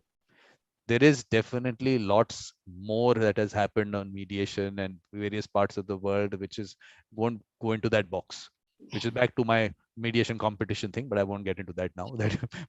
So whatever. Agree to disagree on that one. No, I'm sure they're positives. I'm sure the fact that the word is out, they know the word, that by itself, they might do some research on it and find out more about it. So at least that word went out, which would not have gone out otherwise. So at least they know there is something called mediation, and they got, not a problem. Okay, I'm not going to go into that. But the point is that there are certain aspects that a person who has that natural ability, I still call that, you might call it modern in terms of training and all. I'm saying modern in terms of thought process. That mediator mindset that I'm talking about. What is it for you? What is mediator mindset? It's an amazing thing. I'll tell you what. It's much larger than what you would read about in whatever trainings and everything. I'm just interested. What it is for you? Because you mentioned that a lot. Yeah, we'll get into that. We definitely get into that. But I'm just saying that this person, for me, who has that natural ability and lots more that goes into it, with that mediator mindset, and doesn't have these negatives of the being able to, of course, telling people what to do in that sense, and also not giving a voice to certain people. In the traditional system, everyone doesn't have a voice. They just listen. Okay, rabbi is saying in the traditional system in Africa, the woman does not, in the traditional mediation, the woman doesn't have a voice. So those kind of issues. So this person can take care of all that, so that they come in. Now, resistance from society in general, from the traditional mediator itself, those are things which also have to be looked at. Because if you are now saying a woman has to have a voice, is that whole society going to be able to accept it? So how do you get them to accept it? That's also a skill. And I'm saying, everything for me, everything is natural. I mean, I cannot train you to be that. How do you get that community to accept the fact that the woman has to have a voice? How do you do it? You do it however you do it. Yeah. We've heard a very interesting, I don't know if you heard about Molly Mulching, but she's working in African communities as well. And she was talking, again, we had as a guest in the Congress, but she is a very interesting woman. And this is what she was talking about. And this is what I said, it's like, when you can apply these mediation skills in other areas of work. And she was also talking about, can't even know, like, don't even know how to put in nice English language, but the practices of cutting female genitals, like in certain countries, and how to get rid of that tradition, because it is harmful in essence. And she was also talking about, how you can introduce that change, and that change doesn't happen through, it's wrong, don't do it. It doesn't work that way. Exactly. So, you start a dialogue between different tribes, because, if you agree with one tribe, it's not going to be enough, because they will not be able to get married to other men from other tribes, because if they don't go through that procedure. So, and she was talking about all that dialogue, about all the work that you have to do. Talk to the communities, don't go there and just say that that's a right way to do, but actually talk it out with them, with others, include a lot of people.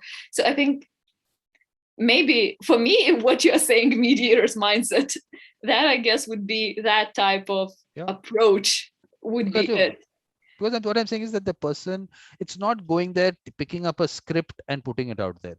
You'll have to take it from word to word, whatever, emotion to emotion, gesture to gesture, whatever. I mean, you are part of a process, a part of a group of people who are unique. This is not something like I keep saying. Look, Miglė, I'll be repeating myself, but I will repeat myself. The fact is, there are almost 8 billion people on this planet. Each one of them is unique. Their dispute is unique. The person who's going to help them resolve that dispute is unique. That combination is never going to happen again. For me to tell someone how to handle that is not going to happen. The person will have to take it from where it is, wherever. If that natural ability is there, you can adapt to a new situation. But if I've given you a certain training in some way, you are only, what have you done? You told in theory about how the process is in so many stages, or this and that.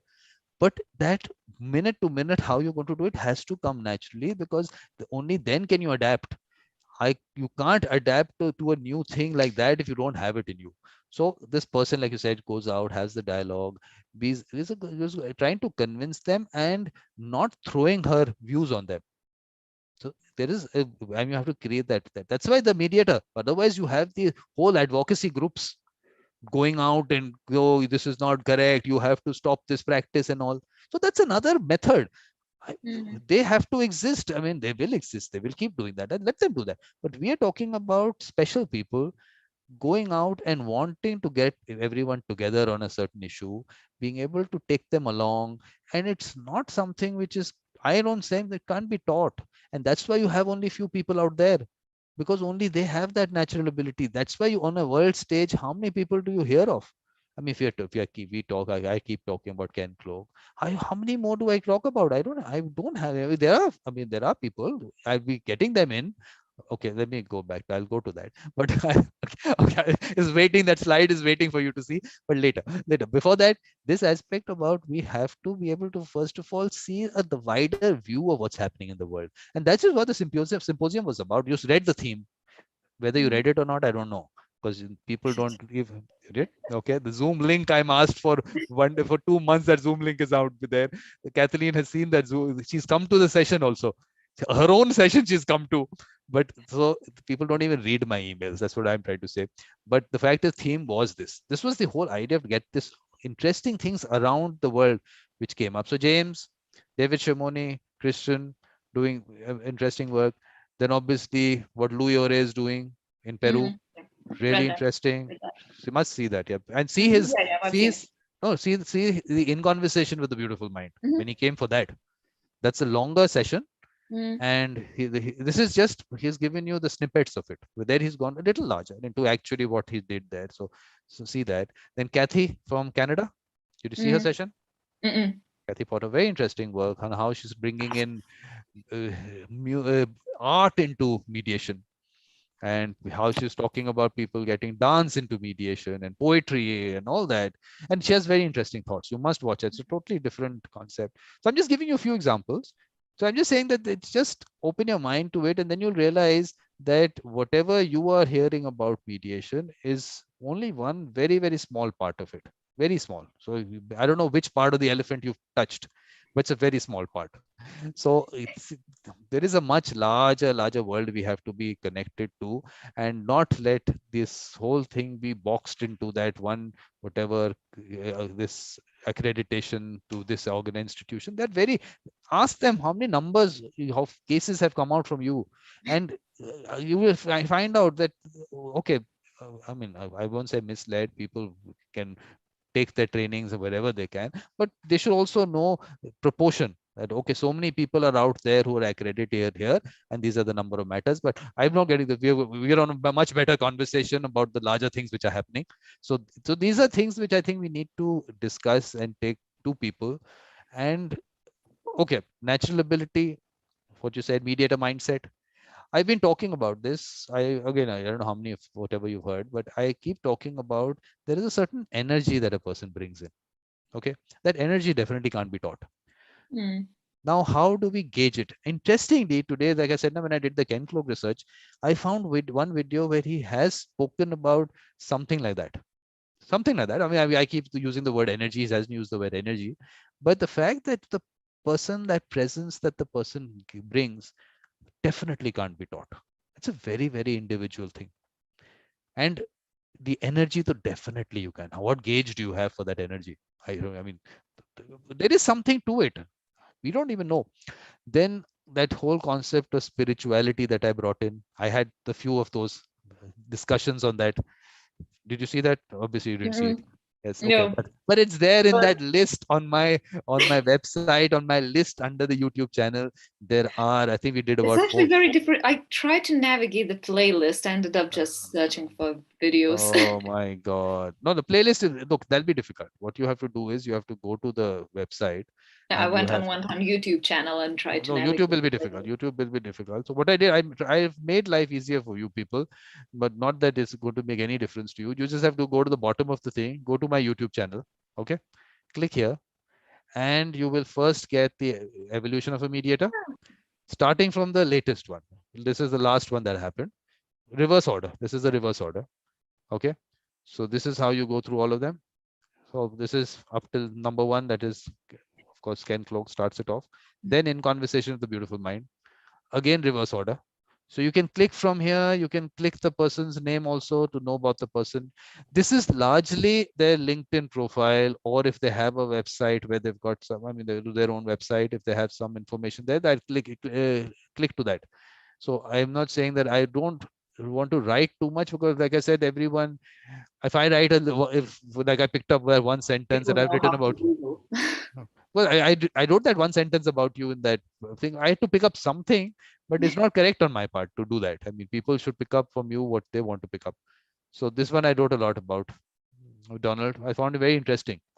He's of course in Australia now. He's the youngest senator in the Kansas Senate, and he's now moved to Australia. And why did he do that? All that. So very interesting story. Very interesting story. So that was a nice conversation. Lulu Yoref, watch this one. She's a appellate lawyer. She's not working as a mediator. Kiki and her husband, really nice people. Must watch it. Oh, I haven't taken you through each of them. I think I've met Kiki. Yeah. Yeah. Oh, did you watch her session? This one in the symposium. A very interesting session she's done in the symposium. Kiki's done a very interesting session about how mindfulness and all that. She made me do things like, okay, the laughing thing she made me do. Initial one, I did not mute myself. After that, I muted myself. It would sound a little funny. So interesting people all over. So then after that, when you go to the end of it, then this was not, Ken Cloak is not part of this discussion. Okay, I wanted this discussion to happen on the role of mediators. Of course, this should have continued. There should have been more of these. So because he speaks about this. He speaks about this. So the point was that what are the various things around it? Because my basic issue has always been who has to be on the table when it comes to these social problem things. So that is why Louis Ore's aspect comes in. Because he's actually bringing all these people. It's like, imagine a table that big. You can be in a stadium and you have all these people there, and you have people who are in some way policymakers, could be people in authority. They're all there on the screen. You've connected people which would never have been connected. It would have just been a discussion on this end with the community. Then, of course, look, NGOs have that discussion, the advocacy groups have it, but how much of it goes there? There is corruption in that system. But if you can connect people directly, what better? So this was that. This was some dialogues that I had with people. So this was that developing a cultures with the person from Malaysia, or from Mauritius. This was from Colombia. This Gandhi Smriti is the one in India, who's the government of India body, which looks at Mahatma Gandhi's legacy. Peer mediation one, interesting discussion. This is that mediation, spirituality. Start with the first one. Okay. Yeah. The question I asked them was, everyone, they all from all over the world, what to you is spirituality? So everyone gave their understanding of spirituality. Of course, I wanted to connect the entire thing. We had these discussions, and then, of course, that was there. So this was some meeting of the mediators collective. So that part of it is. So you got the whole thing list there. Now you can't say you don't have an index, and it is very, very, easier than it is on YouTube, I have to admit. Yeah, totally easy. Now, like your episode, it'll be there. As soon as we finish, that link will be there. So I'm very efficient on this because I do it all myself. No intern, Miglė, no intern. So that's one part. No, but I was going to take you through that, and I stopped that there. So. But you also mentioned a video about a kid. Yeah, that after this. Natural mediators. No, that after this, or not on YouTube. Not when I put it out there. These kids are not to be, look, of course, parents will not like it. Yeah, you putting them out publicly. So I'll show it to you. I'll show it to you as soon as we finish this. Not a problem at all. But what I want to show you now is what is coming up, because why I want to show it to you is because get your ideas on this, because you have interesting ideas on marketing the whole thing, but you still haven't been able to tell me how to reach people who are beyond the mediation circle. What you said interestingly is everything doesn't have to happen on LinkedIn. So WhatsApp is a very good source for people. But that is if you forward it to people and then they forward it to people. So that if that half an hour resonates with you first, and then you send it out. On LinkedIn, when you like something, it already pops up.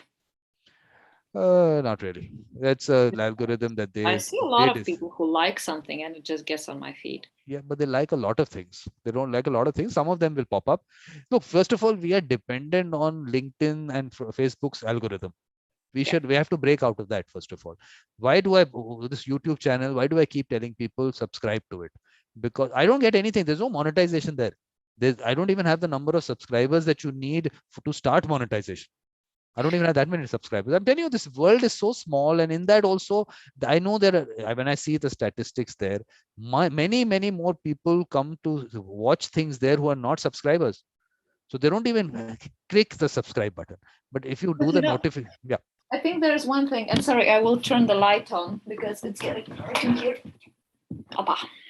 I think there's one thing, and I think quite a few people in mediation, I think they're not that used to these tools. Yeah. And, even I know a lot of mediators who are 90 or 90 something years old. So the fact that they're on Zoom makes me very happy, but most likely will not get them on, subscribing YouTube channels. And I think that a lot of people don't even subscribe to those. Again, they're looking for kind of fast information, what they need at that moment, and they're going and getting that. So I think this is the main issue. Although I tell you, the point is, I would want to educate people. So what I'll do is, we'll have a session where we take people through the entire social media and other things, how to get information.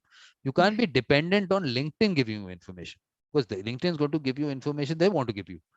But how do we break that? So there are ways to go about it. Like I said, the YouTube channel, if you subscribe to the notifications, which people don't know, that one bell icon, if you click and you have, why does all these videos say press the bell icon?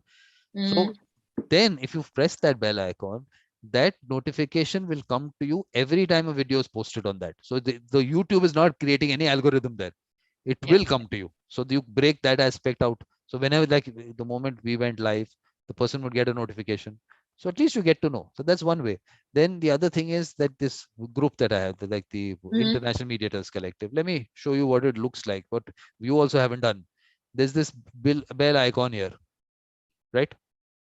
You just have to press it. You'll get the notification. So the point is, every time I post something, everyone will not get it, won't see what's happening. I post a little too much also, maybe. I also don't want to do that. It takes my time also. What I did was, I think in the July one, I decided only one post. I'll put the entire July thing in that. I think August also, I think I did that. Now October also, I just want to put one post out. I put yours out separately. But the ones that I'm showing you now, what's coming in October, I'm just going to put one post out. I haven't got time to do it. I wanted to do it today, should have gone out by now, but I will do it. So just one post. Now, how do you get to know that one post? If you don't get it, don't see it, it's an algorithm based thing. But if you are part of International Mediators Collective and you have pressed that bell icon, you get that one post 1 month. You just have to know, and you know where to find it. You know what's happening. So earlier, what I done was, like the evolution of a mediator, I told people I put the Zoom link that you can come for those. But then I decided now it's a one-to-one thing. People don't have a role to play. So they might as well watch it on YouTube. Much better. But look, our conversation would be very different if we had 4 other people sitting here. So I think that's why I decided it's a one-to-one thing. So these are ways that you can reach out to people where they can get direct information. So I think I need to educate them. Maybe, like you're saying, some of them are not familiar. So it's not that they don't want information, they're not familiar. So I have to do that. Okay, so that part of it, you can help me on that for sure. So now let us just move to, why am I showing this to you? But let me show you. But what is, this is going to be one post which is going to come out. So that I just showed you those. So this lecture happens. Then we have this. I don't know whether have you seen any of this? Will work for food? I've seen the ads, but I haven't seen any of them. Okay. Yeah, no. So it's very interesting. I actually started this last year. So basically, people like, of course, Ken Cloak has been there, Sukhsimranjit Singh has been there, lots of others, of course, lots of others. So the point was that she of course, she doesn't charge, but she says contribute to a food bank of your choice, or the person who comes to speak gives tells people about a food bank they would want them to send it to. So that team is coming very, of course, nice people. And the fact is they're doing something very nice. So that happens on the 9th. Then we have another, Mr. Panchu is like a very senior mediator in India. Very nice person. I don't know whether you saw his session in the symposium also. Watch it, very nice. Then we have another lecture by... good list. I think I will have something to watch when I go for a run. Look, I can, of course, if you want any of them on the podcast, I can always upload it. You just tell me to upload this. Okay. But it's thankfully we have a lot of mobile data now. Okay, so then you have this on 20th. Then this is the interest. Okay, this is the 16th. Okay, we have this comes in, 16th comes in. This is the interesting one after this lecture. This 20th. This is interesting. This is the new one I'm starting. It's called Talking Books, That's about the books that you don't read, because right? some of us don't read them. That's the byline of this. So imagine me talking to Ken about a book that I would never read. So at least I get to know about it. But what I did say, what I'm going to put out is that, look, if someone's read the book and they want to be part of the conversation, write to me. I might ask you to come in for the Zoom session, because like I said, ultimately this one-on-one is what generally happens, and that's what I enjoy also, because like Ken doesn't have so much time. He's going to give that 1 hour only. It's not going to be longer than that. So he has to talk and all that. So let's see. But the point is that there can be people who have read the book and can come in. Let's see how that works out. So I should be There's the only. a book club, right? Just you don't read them. I don't read them. Yes, exactly. But at least the point is that, look, I mean, there is so much around a book that we can discuss. So let's see what happens. This is the But first I step. think that's a very, very interesting idea. You know, it's like how people, you can read a book and then you can forget half of it. But then what the interesting part is what different people take from Exactly. that Exactly. same book. You know, it's like same with the theater or whatever. It's just like what was important to you there and how you understood certain things. I think that's like fascinating how human mind work. So that So is why basically, that's why what you said about this, that's why I should have people who have read the book to come in there, so that they've all, I mean, they'll come out with their whatever they took from it. Ken also might be interested to find out. Not that he would not know. I mean, so many people must have given feedback. So yeah. that's an interesting thing that will come out. Then on the second one's happening. This is Michael Lang's book, Reflective Practice. So I don't know whether he does a lot of work on reflective practice. Michael Mm-hmm. Lang has been on in Evolution of a Mediator. He's been there twice, and I don't know whether you saw his Symposium session. Very nice. You must see it. So I mean, he is of course. I mean, of course, he's a wonderful person, and he actually, being a lawyer, he's a mediator, and the issues in the way mediation has developed in the US, he's not happy with it. He says it's become totally getting a deal kind of mediation, transactional totally. On the other end, Jeff was there. Jeff Ketchavin is all doing commercial work. He said, look, it is the way people want it. If that Yeah, one that's works, this is what I wanted to say. If that's what people need, yes, this is what exactly. it becomes. Exactly. So that So, that's the perspective Jeff brings in. So that's why this entire thing, right? You need both the perspectives out there. It's not that, okay, I only have Michael Lang saying that it's become transactional, not interactional. He talks about, yes, perfectly. That's like I said, it's an elephant. Everyone's going to come up with different aspects of it, and I want everything out there. Look, I am passionate about certain aspects of things. I'm very clear about those which I feel things are going wrong on, mm, like the law part of it, like in India, that drafting of that law which is happening, it can take it in the totally wrong direction. So I speak about it. Otherwise, I'm open to it. I mean, I would like people to talk about all the various aspects of it. And then we have Tatlim. And Tatlim is also a wonderful person. I don't know whether you saw his yeah, session. yeah, I did. So you know him. So Mm, so you know he's such a wonderful person. yes. So that's why it's lectures about mediation from the best in the world. Now I think I'll have to create the byline from Ken Cloke's statement. I think I need to do that. What was it exactly? What did he exactly say? I have to put it there. 2 minutes. What was that? You I said went for a lecture about mediation, and in 2 minutes, I knew that my life had fundamentally changed. Has to go down there as Ken Cloke's quote. And this is what it's it's about. like how people start their books. So Yeah. whenever you decide to book, then you have to read it because you write it. But if you decide to write a book, you can start it with that. Yeah, me, right? It's like not happening. Look, enough people out there writing so many books. Why don't I talk books with them instead? But that's a good idea as well. It takes a while to write a book. Yeah. I mean, I just feel that, look, this is also, I've discussed it sometimes, that you do write a book at a certain point of time. You have a certain thought process at that point of time. Mm. Definitely, that thought process is based on certain things around you, your understanding in that moment.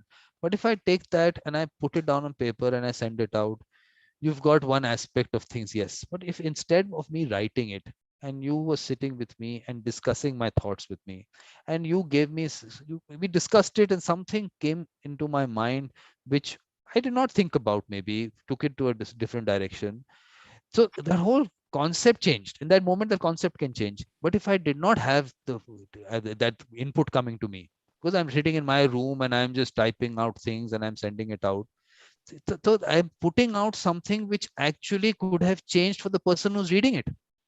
But I delimited it. I put it at a point when I did not have that understanding. So now, okay, after the book, after the book, you have a conversation with me. I changed my thought process. I can't put it out. The book is out there. I can't change it. The next edition might happen, but it might happen maybe 3 years later. But I put out something which I could have changed my thought on. Do you think that's bad? I don't think that's bad. I think that's natural. Yeah, things should change. Things should change. Yeah, they do. And they should. That's what I'm saying. They should change. But I don't think that's a bad thing. And, it's like... What is not a bad thing? It's amazing to be able to talk to somebody. But that takes a lot of time. And you don't want to give your time to all, there could be a lot of people who could read your book. And they will, so the same thing what we said about Ken Cloke's book. Most likely, all these people who read it, they would have a different understanding of what was written there. Yeah, that too. They would take, they would go through their own experiences. They would take a sentence that resonated with them and then just maybe leave out everything else. And then, again, it's I think the book is kind of a one-way street, and a dialogue is a two-way street. But then you don't always get time for a dialogue. And I think the problem, look, the point is that today we have means with us where these things can be discussed also, and they can be out there in the public also. I mean, a YouTube kind of situation was not there earlier. So now only thing is you had enough of it. You're already almost yawning. So we can always end the conversation at any point of time. You know me.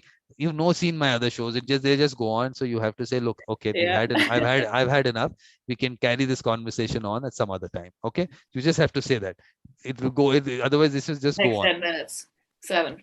I'm sorry, that doesn't work. It just has to happen now. Okay, and that's it. That's it, kind of thing. So because I would not know when that 7 or 10 minutes happens, so I would know. But what I'm putting across here is that there is a certain thought that I have, and I immediately put it on paper, and I then circulate it. It goes out. But that thought myself, I might not have thought enough about. But if someone has a conversation with me about that, a person with, I'm not saying anyone. I'm not saying pick up anyone in the world and start having conversation. I'm very clear about that. I mean, it's not that everyone should have, you should have ask everyone's view about every thought that you have. Not at all. Not at all. But you know those people. You know those people. So you have a conversation with them. Now, in that conversation, something interesting comes up and you change your thought, and your yawning cannot happen. You can't yawn. You have to go off screen and yawn. Okay, you can't press your yawn in. You can't. Okay, so now that person. But very interesting conversation. I can. Okay, thank you. Makes me feel much. Once you yawn and then you say that, I like it. Okay, no, yawning is because there's not enough oxygen in the room. It's not because you're not interested in the conversation. Yeah, I should open the window actually. Yeah, but the point is that you have that conversation with some people, and these are people you have got around you over the years because they do understand you, and there is a certain, like you said, same wavelength or similar thought process, whatever words you want to use. So that concept is there. So when you talk to them, your own thoughts can change. It's not that you are so stuck. If you're a stuck-up person, then you're a stuck-up person. Then you won't have those people around you. You will not have conversations with people about your thoughts. Then you keep your thoughts to yourself, and you just want to privately send those thoughts out, and you don't want anyone to question you, and you sit as a recluse in one room. And people do that. There's some people, even authors, they don't talk to other people. They're just recluses, and they just work that way. That's, if it works for them and they put it out, not a problem. Okay, there's nothing wrong with that thought that they had at that time. It's not that that's a bad thought. That thought will also be good for a lot of people. But I'm saying it's still a limited thought. That person could have thought it more. But you can always talk, if that's the way we think, then it would never, we would never produce anything, because we could always learn some more. and we could always, our ideas and the way we see the world could change as well. So I think if we are living in that, that's like, it might change and it will change. Aren't we putting this out? We are putting this out, aren't we? But yeah. I'm not putting I haven't created a script and I'm not reading it out and putting it out to the world. I'm talking to you. You're telling me something. It's not that I've said, oh, I know everything. No, you're telling me. I'm also thinking about it. And if I'm telling you something, you're not stuck up. You're not saying, oh, I'm not open to anything. So we're having a conversation, but at least whatever we think about, we're putting it across, and we are able to change our thought process as we go along. So, but it's all out there. This is also out there. But it could have been only me talking about something that I think about. It's easy for me to do that. How difficult is it for not having anyone there? I just put on Zoom and I put it live on YouTube and I keep talking. I have monologues for the rest of my life. I can do that. How difficult is that? It makes it much easier. But I think there is more to it when you have a conversation with people about it. No, I completely agree that dialogue is a kind of... No, and what I would want, I would talk to Ken about. I haven't said this to him, but at the end of a conversation, and he has this conversation, but definitely he's had this. This is not a new book. His new book is coming up, and I told him you must come first on my show with that book. Let's see if he does that. I hope he does. So if you already have a book there, you might change your thought about it, about some aspect of it when you're having a conversation with people. So you can, if you are an author and people write to read your books, then you can revise it. So you should not be so stuck up, which is what I would like about Ken. I don't think he's stuck up that way. If he thinks something different happens, he can then change that book and put out a new revised edition. The problem is, how soon can you put out a revised edition? It's not easy for a publisher to publish a revised edition. A lot that goes into it. There's economics of the whole thing in it. So that's why I'm saying that's a little difficult there. It's much easier. I think that's what, it's like, again, Shimranjit talked about it in the closing remarks. That book reflects your thoughts at that chapter of your life that you were in. Yeah. And it's like, that was your experience back then. But I think, again, people understand it. Hopefully, I hope that they understand that something that you wrote a while ago could no longer be true to you. No, come on, because you've changed. And has anyone asked the people who you wrote getting to yes, that today if you have to write it, would you write it differently? And can you say that people, please don't read this book anymore, we have changed our thought to it? Someone selling 1 million books in a year, I don't know how many they sell, I have no idea, but I'm just saying, any book, are they going to say, no, stop reading this book now, this is not our thought process today, we have changed this entire concept now, this is an old thought of ours, it doesn't work this way anymore? If the whole world has picked up from your book and is only repeating it wherever they go, it's not easy for someone to go out and say that okay, that was the thought at that point of time, but today's not the thought. You write a new book. Yes, but in that book, do you say that? No, dude, stop reading my other book. You don't say that. No, but that's not a bad thing. I think but a lot of people, we cannot protect people from that's the people's right to choose of I'm okay with that. I'm okay with that. If they want to take it forward or if they don't. So no, I'm okay with that. I'm just saying that the fact that an author suddenly, after the publishing of the book stops believing in it, that message will not be able to go out, because my one post to a limited number of people also doesn't go out. People don't read. The most basic thing like a Zoom link doesn't go out. Yeah, for an author who has written a book to go out to the world and say that book, because a publisher has published that book, it's commerce now. It's now literature, not literature or anything now. It's commerce. That publisher has printed 1 million books. Now we won't print 1 million books, even 1,000 books. Forget 1 million. Even a publisher has put 1,000 books out. Is not going to recall them and say, okay, let's destroy these books because the author's thought process changed. It's not happening. And we are talking about books which are not 1,000, thousands of them. The YouTube videos will be deleted when you change your thought. Yeah, definitely. I know. Of course, I'm saying that because the channel is out there and you have the latest on top. You have the latest on top. My discussion in the latest will be the one, that thought process of mine on that day. So if you start from there, you Don't know, use the search function. yeah, exactly. That's why I put the index out. Why do you put that index out?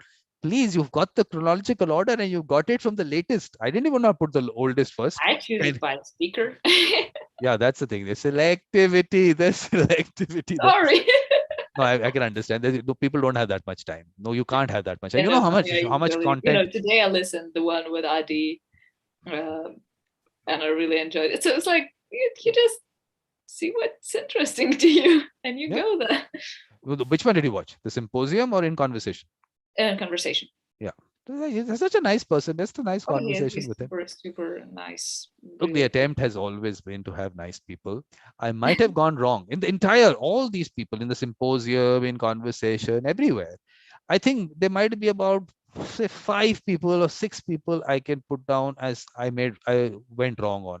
Some of them I won't say that they were as people. The fact is, the other issue that I have is people just want to take. I say you take, but out of that take, just give one little give. There's no giving happening. No one is like going out and pushing the concept. Look, the way Raphael has done. Imagine making a poster like that. I was like amazed. He actually that creativity, putting it out. This is the kind of input. These are the inputs. That's when a whole. I won't call it a movement. I call it a movement. I call it a revolution, dispute resolution. But it goes forward only if everyone contributes. One is, how do you contribute? One contributes just by pressing the share button. That's easy. Imagine someone putting out a poster, making a full poster, beautiful poster, someone doing that. It's that's you work together, you're doing something. Yes, I keep saying not working together in that sense. Don't come under this mediator Vikram thing, then it totally limit people. It's not okay, we have one channel, everyone puts their content on one channel, one website, everyone. No, I don't want that. I want, if I say 1,000, I want 1,000 YouTube channels, 1,000 websites, 1,000 people connecting to 1,000, a million people out there of the mediator mindset. So they're not much is happening. But interestingly, there's one person from India, Mihir. He had come in the initial ones.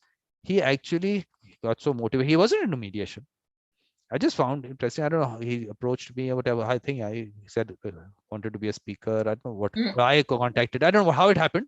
He's not into mediation. He's a lawyer practicing in the High Court in Bombay, and he says that also in his presentation, but he got motivated enough. Now he started a little whatever, an organization or something on mediation. And if I could find it'd be interesting if I could find what he did. I'm saying the nice things. When I see some people doing nice things where they put out the information that I have, all those things, I just feel good. Okay, I don't want to, it's not that I like to see my face everywhere and people doing it. Oh yeah, right. No, seriously, come off it. Seriously. It's just that he's actually made that website of this new thing that he started on mediation, and he's put on the front page his link to my YouTube channel, and of course his symposium thing that he's done, whatever. He's put it up there. It just feels good that someone appreciates it enough to push it further. It's not okay. Otherwise, either people are too insecure. It's that because there is a very small pie, they think, no, the pie is huge. Just go out, expand it. If you go out and put my video out, you might think, oh, we are promoting Vikram and oh, he'll get all the thing, everyone will talk. No, they talk about mediation. I am just one little picture there. My little picture is not what they're going to get attracted to. They're going to get attracted to the content. And that will take mediation further. If Ken Cloke's lecture, if that goes out, like you say, okay, I now will do that. Let's try that 30 minute. Let's see how Ken takes to it. Let's try and do that.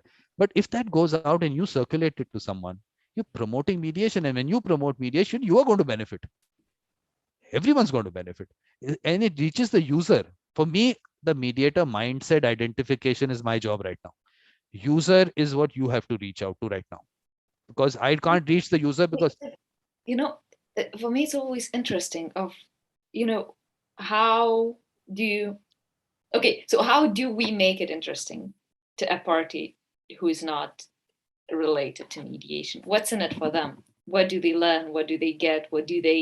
What can they apply in their day-to-day skills? So, no. That's your approach. Okay. That's the direction you want to take it. I'm saying right now, let us resolve disputes. Why did I call it the dispute resolution revolution? Ken Cloke says conflict revolution. I was very clear about. A lot of people might have this debate, conflict, dispute, same thing, everything. No, for me, look. If I have to have my theories in life also, for me, that dispute is that quantifiable aspect of it. I have to take money from you. I don't want to give you that much money. Okay, we settle it this amount. Dispute resolved. You're a good person. I'm a bad person. You must think of me as a good person, and we should all be friends and walk off. Doesn't have to happen. That's why that deal making that Jeff Kitcheven talks about and Michael doesn't like, that deal making is all right for them. They just want to settle that matter and walk off. Dispute resolved. Conflict, I don't have to resolve all the conflicts in the world right now. If I can resolve people's disputes by getting to the people, identify the right people, the people in the mediator mindset, and disputes are resolved. People taste the concept of mediation. They've tasted mediation. Now they will, if they want to use it themselves, because I'm telling you very interestingly, a person who's gone through a mediation process and has that mindset will want to practice as one. It's very interesting. I have seen that the people who come as a party into a mediation and wanting to be a mediator in their own community, and they've gone out and done that. So if you are exposing them through lectures or you're exposing them through actual mediation, how does it matter? They're getting exposed. So the fact is that let us get them into a dispute situation, because they're not get them into dispute resolution, get them into the resolution of the dispute situation. Let them come, sit in one, taste mediation, settle the dispute. Two things happen. Now we have a pool of mediators who are making money out of mediation. Okay. So they can put some time into the promotion of mediation, like I do. Of course, look, for me, like I keep saying, your needs also, you have to know what your needs are. If you're a greedy person, then you will never have enough. You will never have time for anything else. Yeah. So that you have to decide what your needs are. For me, my needs are basic. I get those. I'm okay with it. If I'm greedy, I will never be able to give time to the promo. I will be thinking of how to monetize this. YouTube channel needs 1,000 subscribers, then you start monetizing. Let's go out and get 1,000 subscribers. No, I want only people who are actually interested, because the number of views that I have, the Ken Cloaks thing, if I have almost 400 views, I have only 400 subscribers. I have channels where the subscribers are 10,000 and the views are 100 on certain channels. Yeah. I don't want those. I don't want subscribers. I want views. I want people who are actually interested and reach out to them. So that's the whole idea. So I'm saying, if you want to be a person who has basic needs, not too greedy, there's enough money there. So you'll be able to do other things. Then that role of mediators that Ken Cloak talks about, that is then that stage. Then the conflict revolution starts.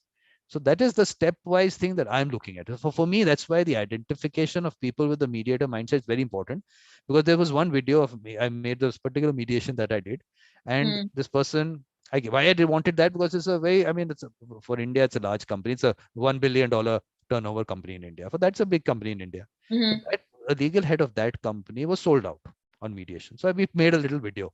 I posted it and then I withdrew it, because I said I'll be creating a demand. Where is the person to do that?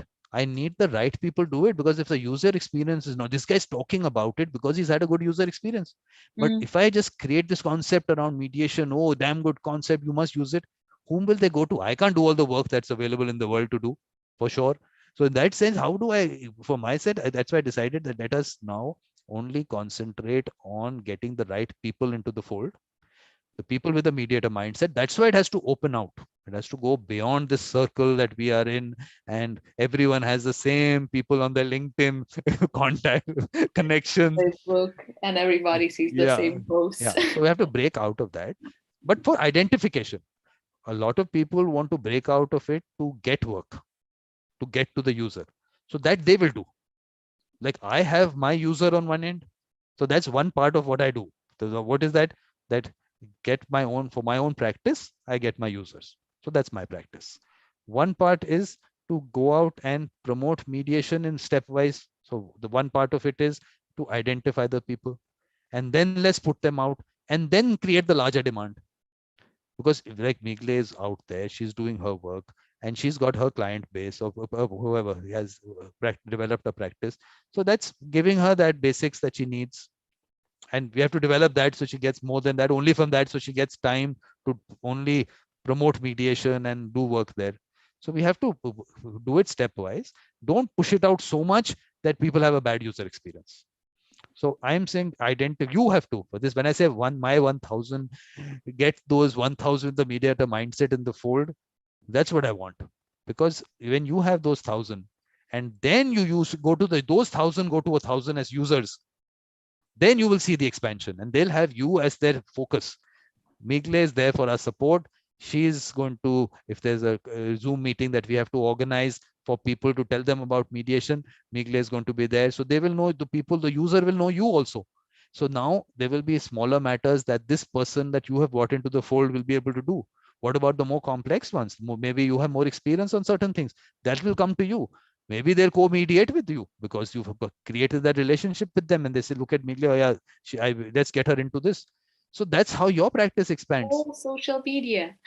No, not social media. Let's get the social media out of it, but get that network going. That's when the larger picture comes into the play. But right now, I think people are so this thing about that little pie, or there's just a little pie, and I don't want to go out, promote it larger. Oh, what if I'm putting out, say in my case, oh, I'm putting out a video of Vikram and people just know Vikram, and I get lost out in it. What do I have to gain from it? Look, if those thoughts are there, you're better off not being part of this revolution. Revolution only goes forward when you have that larger aim in the thing, and create your own. I'm not even saying be part of the, create your own. Total different identity, whatever you want to. Nothing to do with me, but please do it. There's a much, much larger world out there which you have to reach. And I think this seems to be the point. We all have our ways to promote it. Yes, and I think happening. What you're doing is your way. Exactly. And I think we have other people's have their ways. For me, young people is who I want to talk to. Yeah. Exactly. So for me, this is where I see the growth, and I think that they can still take on a lot of new ideas. And for me, kind of that's more of the field. And I wouldn't be I know myself. I wouldn't be that active on social media. I wouldn't be that active on YouTube, but because that's not who I am. But I know that I can reach other people through other ways. And I think that's the beauty of it, because there are people who can, they are good at different things. So, and I think that's a nice thing. I think, it's kind of, it helps to reach more people in that sense. Well, that's what I'm telling you. That's what I'm telling you. I want to show you that part. After this, I'll show you that part, because I do that behind the scenes. You don't see that part. When I'm talking to children on a Zoom meeting, otherwise, that part of it is also, like you said, reaching the young people has to be with that. It's a very different reaching out. Mm-hmm. So that also has to happen. But that everything doesn't have to be on YouTube. I don't have to do everything on YouTube or social media. No one knows about that. No, I've never put a post out on that. So we have to keep doing other things. A lot of other ways we are going to go out. It's not just one approach, and we just go on. But at some point we'll have to cut this conversation, because I think first of all you've got tired. Yeah, you've got tired also. Yeah, I see that I'm not talking that much anymore. Yeah, so it's very easy. It's a click of a button. So we go stop live stream. Before that, thank you very much, Miglė, for coming here, part of this. Very wonderful conversation, and like the title, beautiful conversation with a beautiful mind. So let's stop.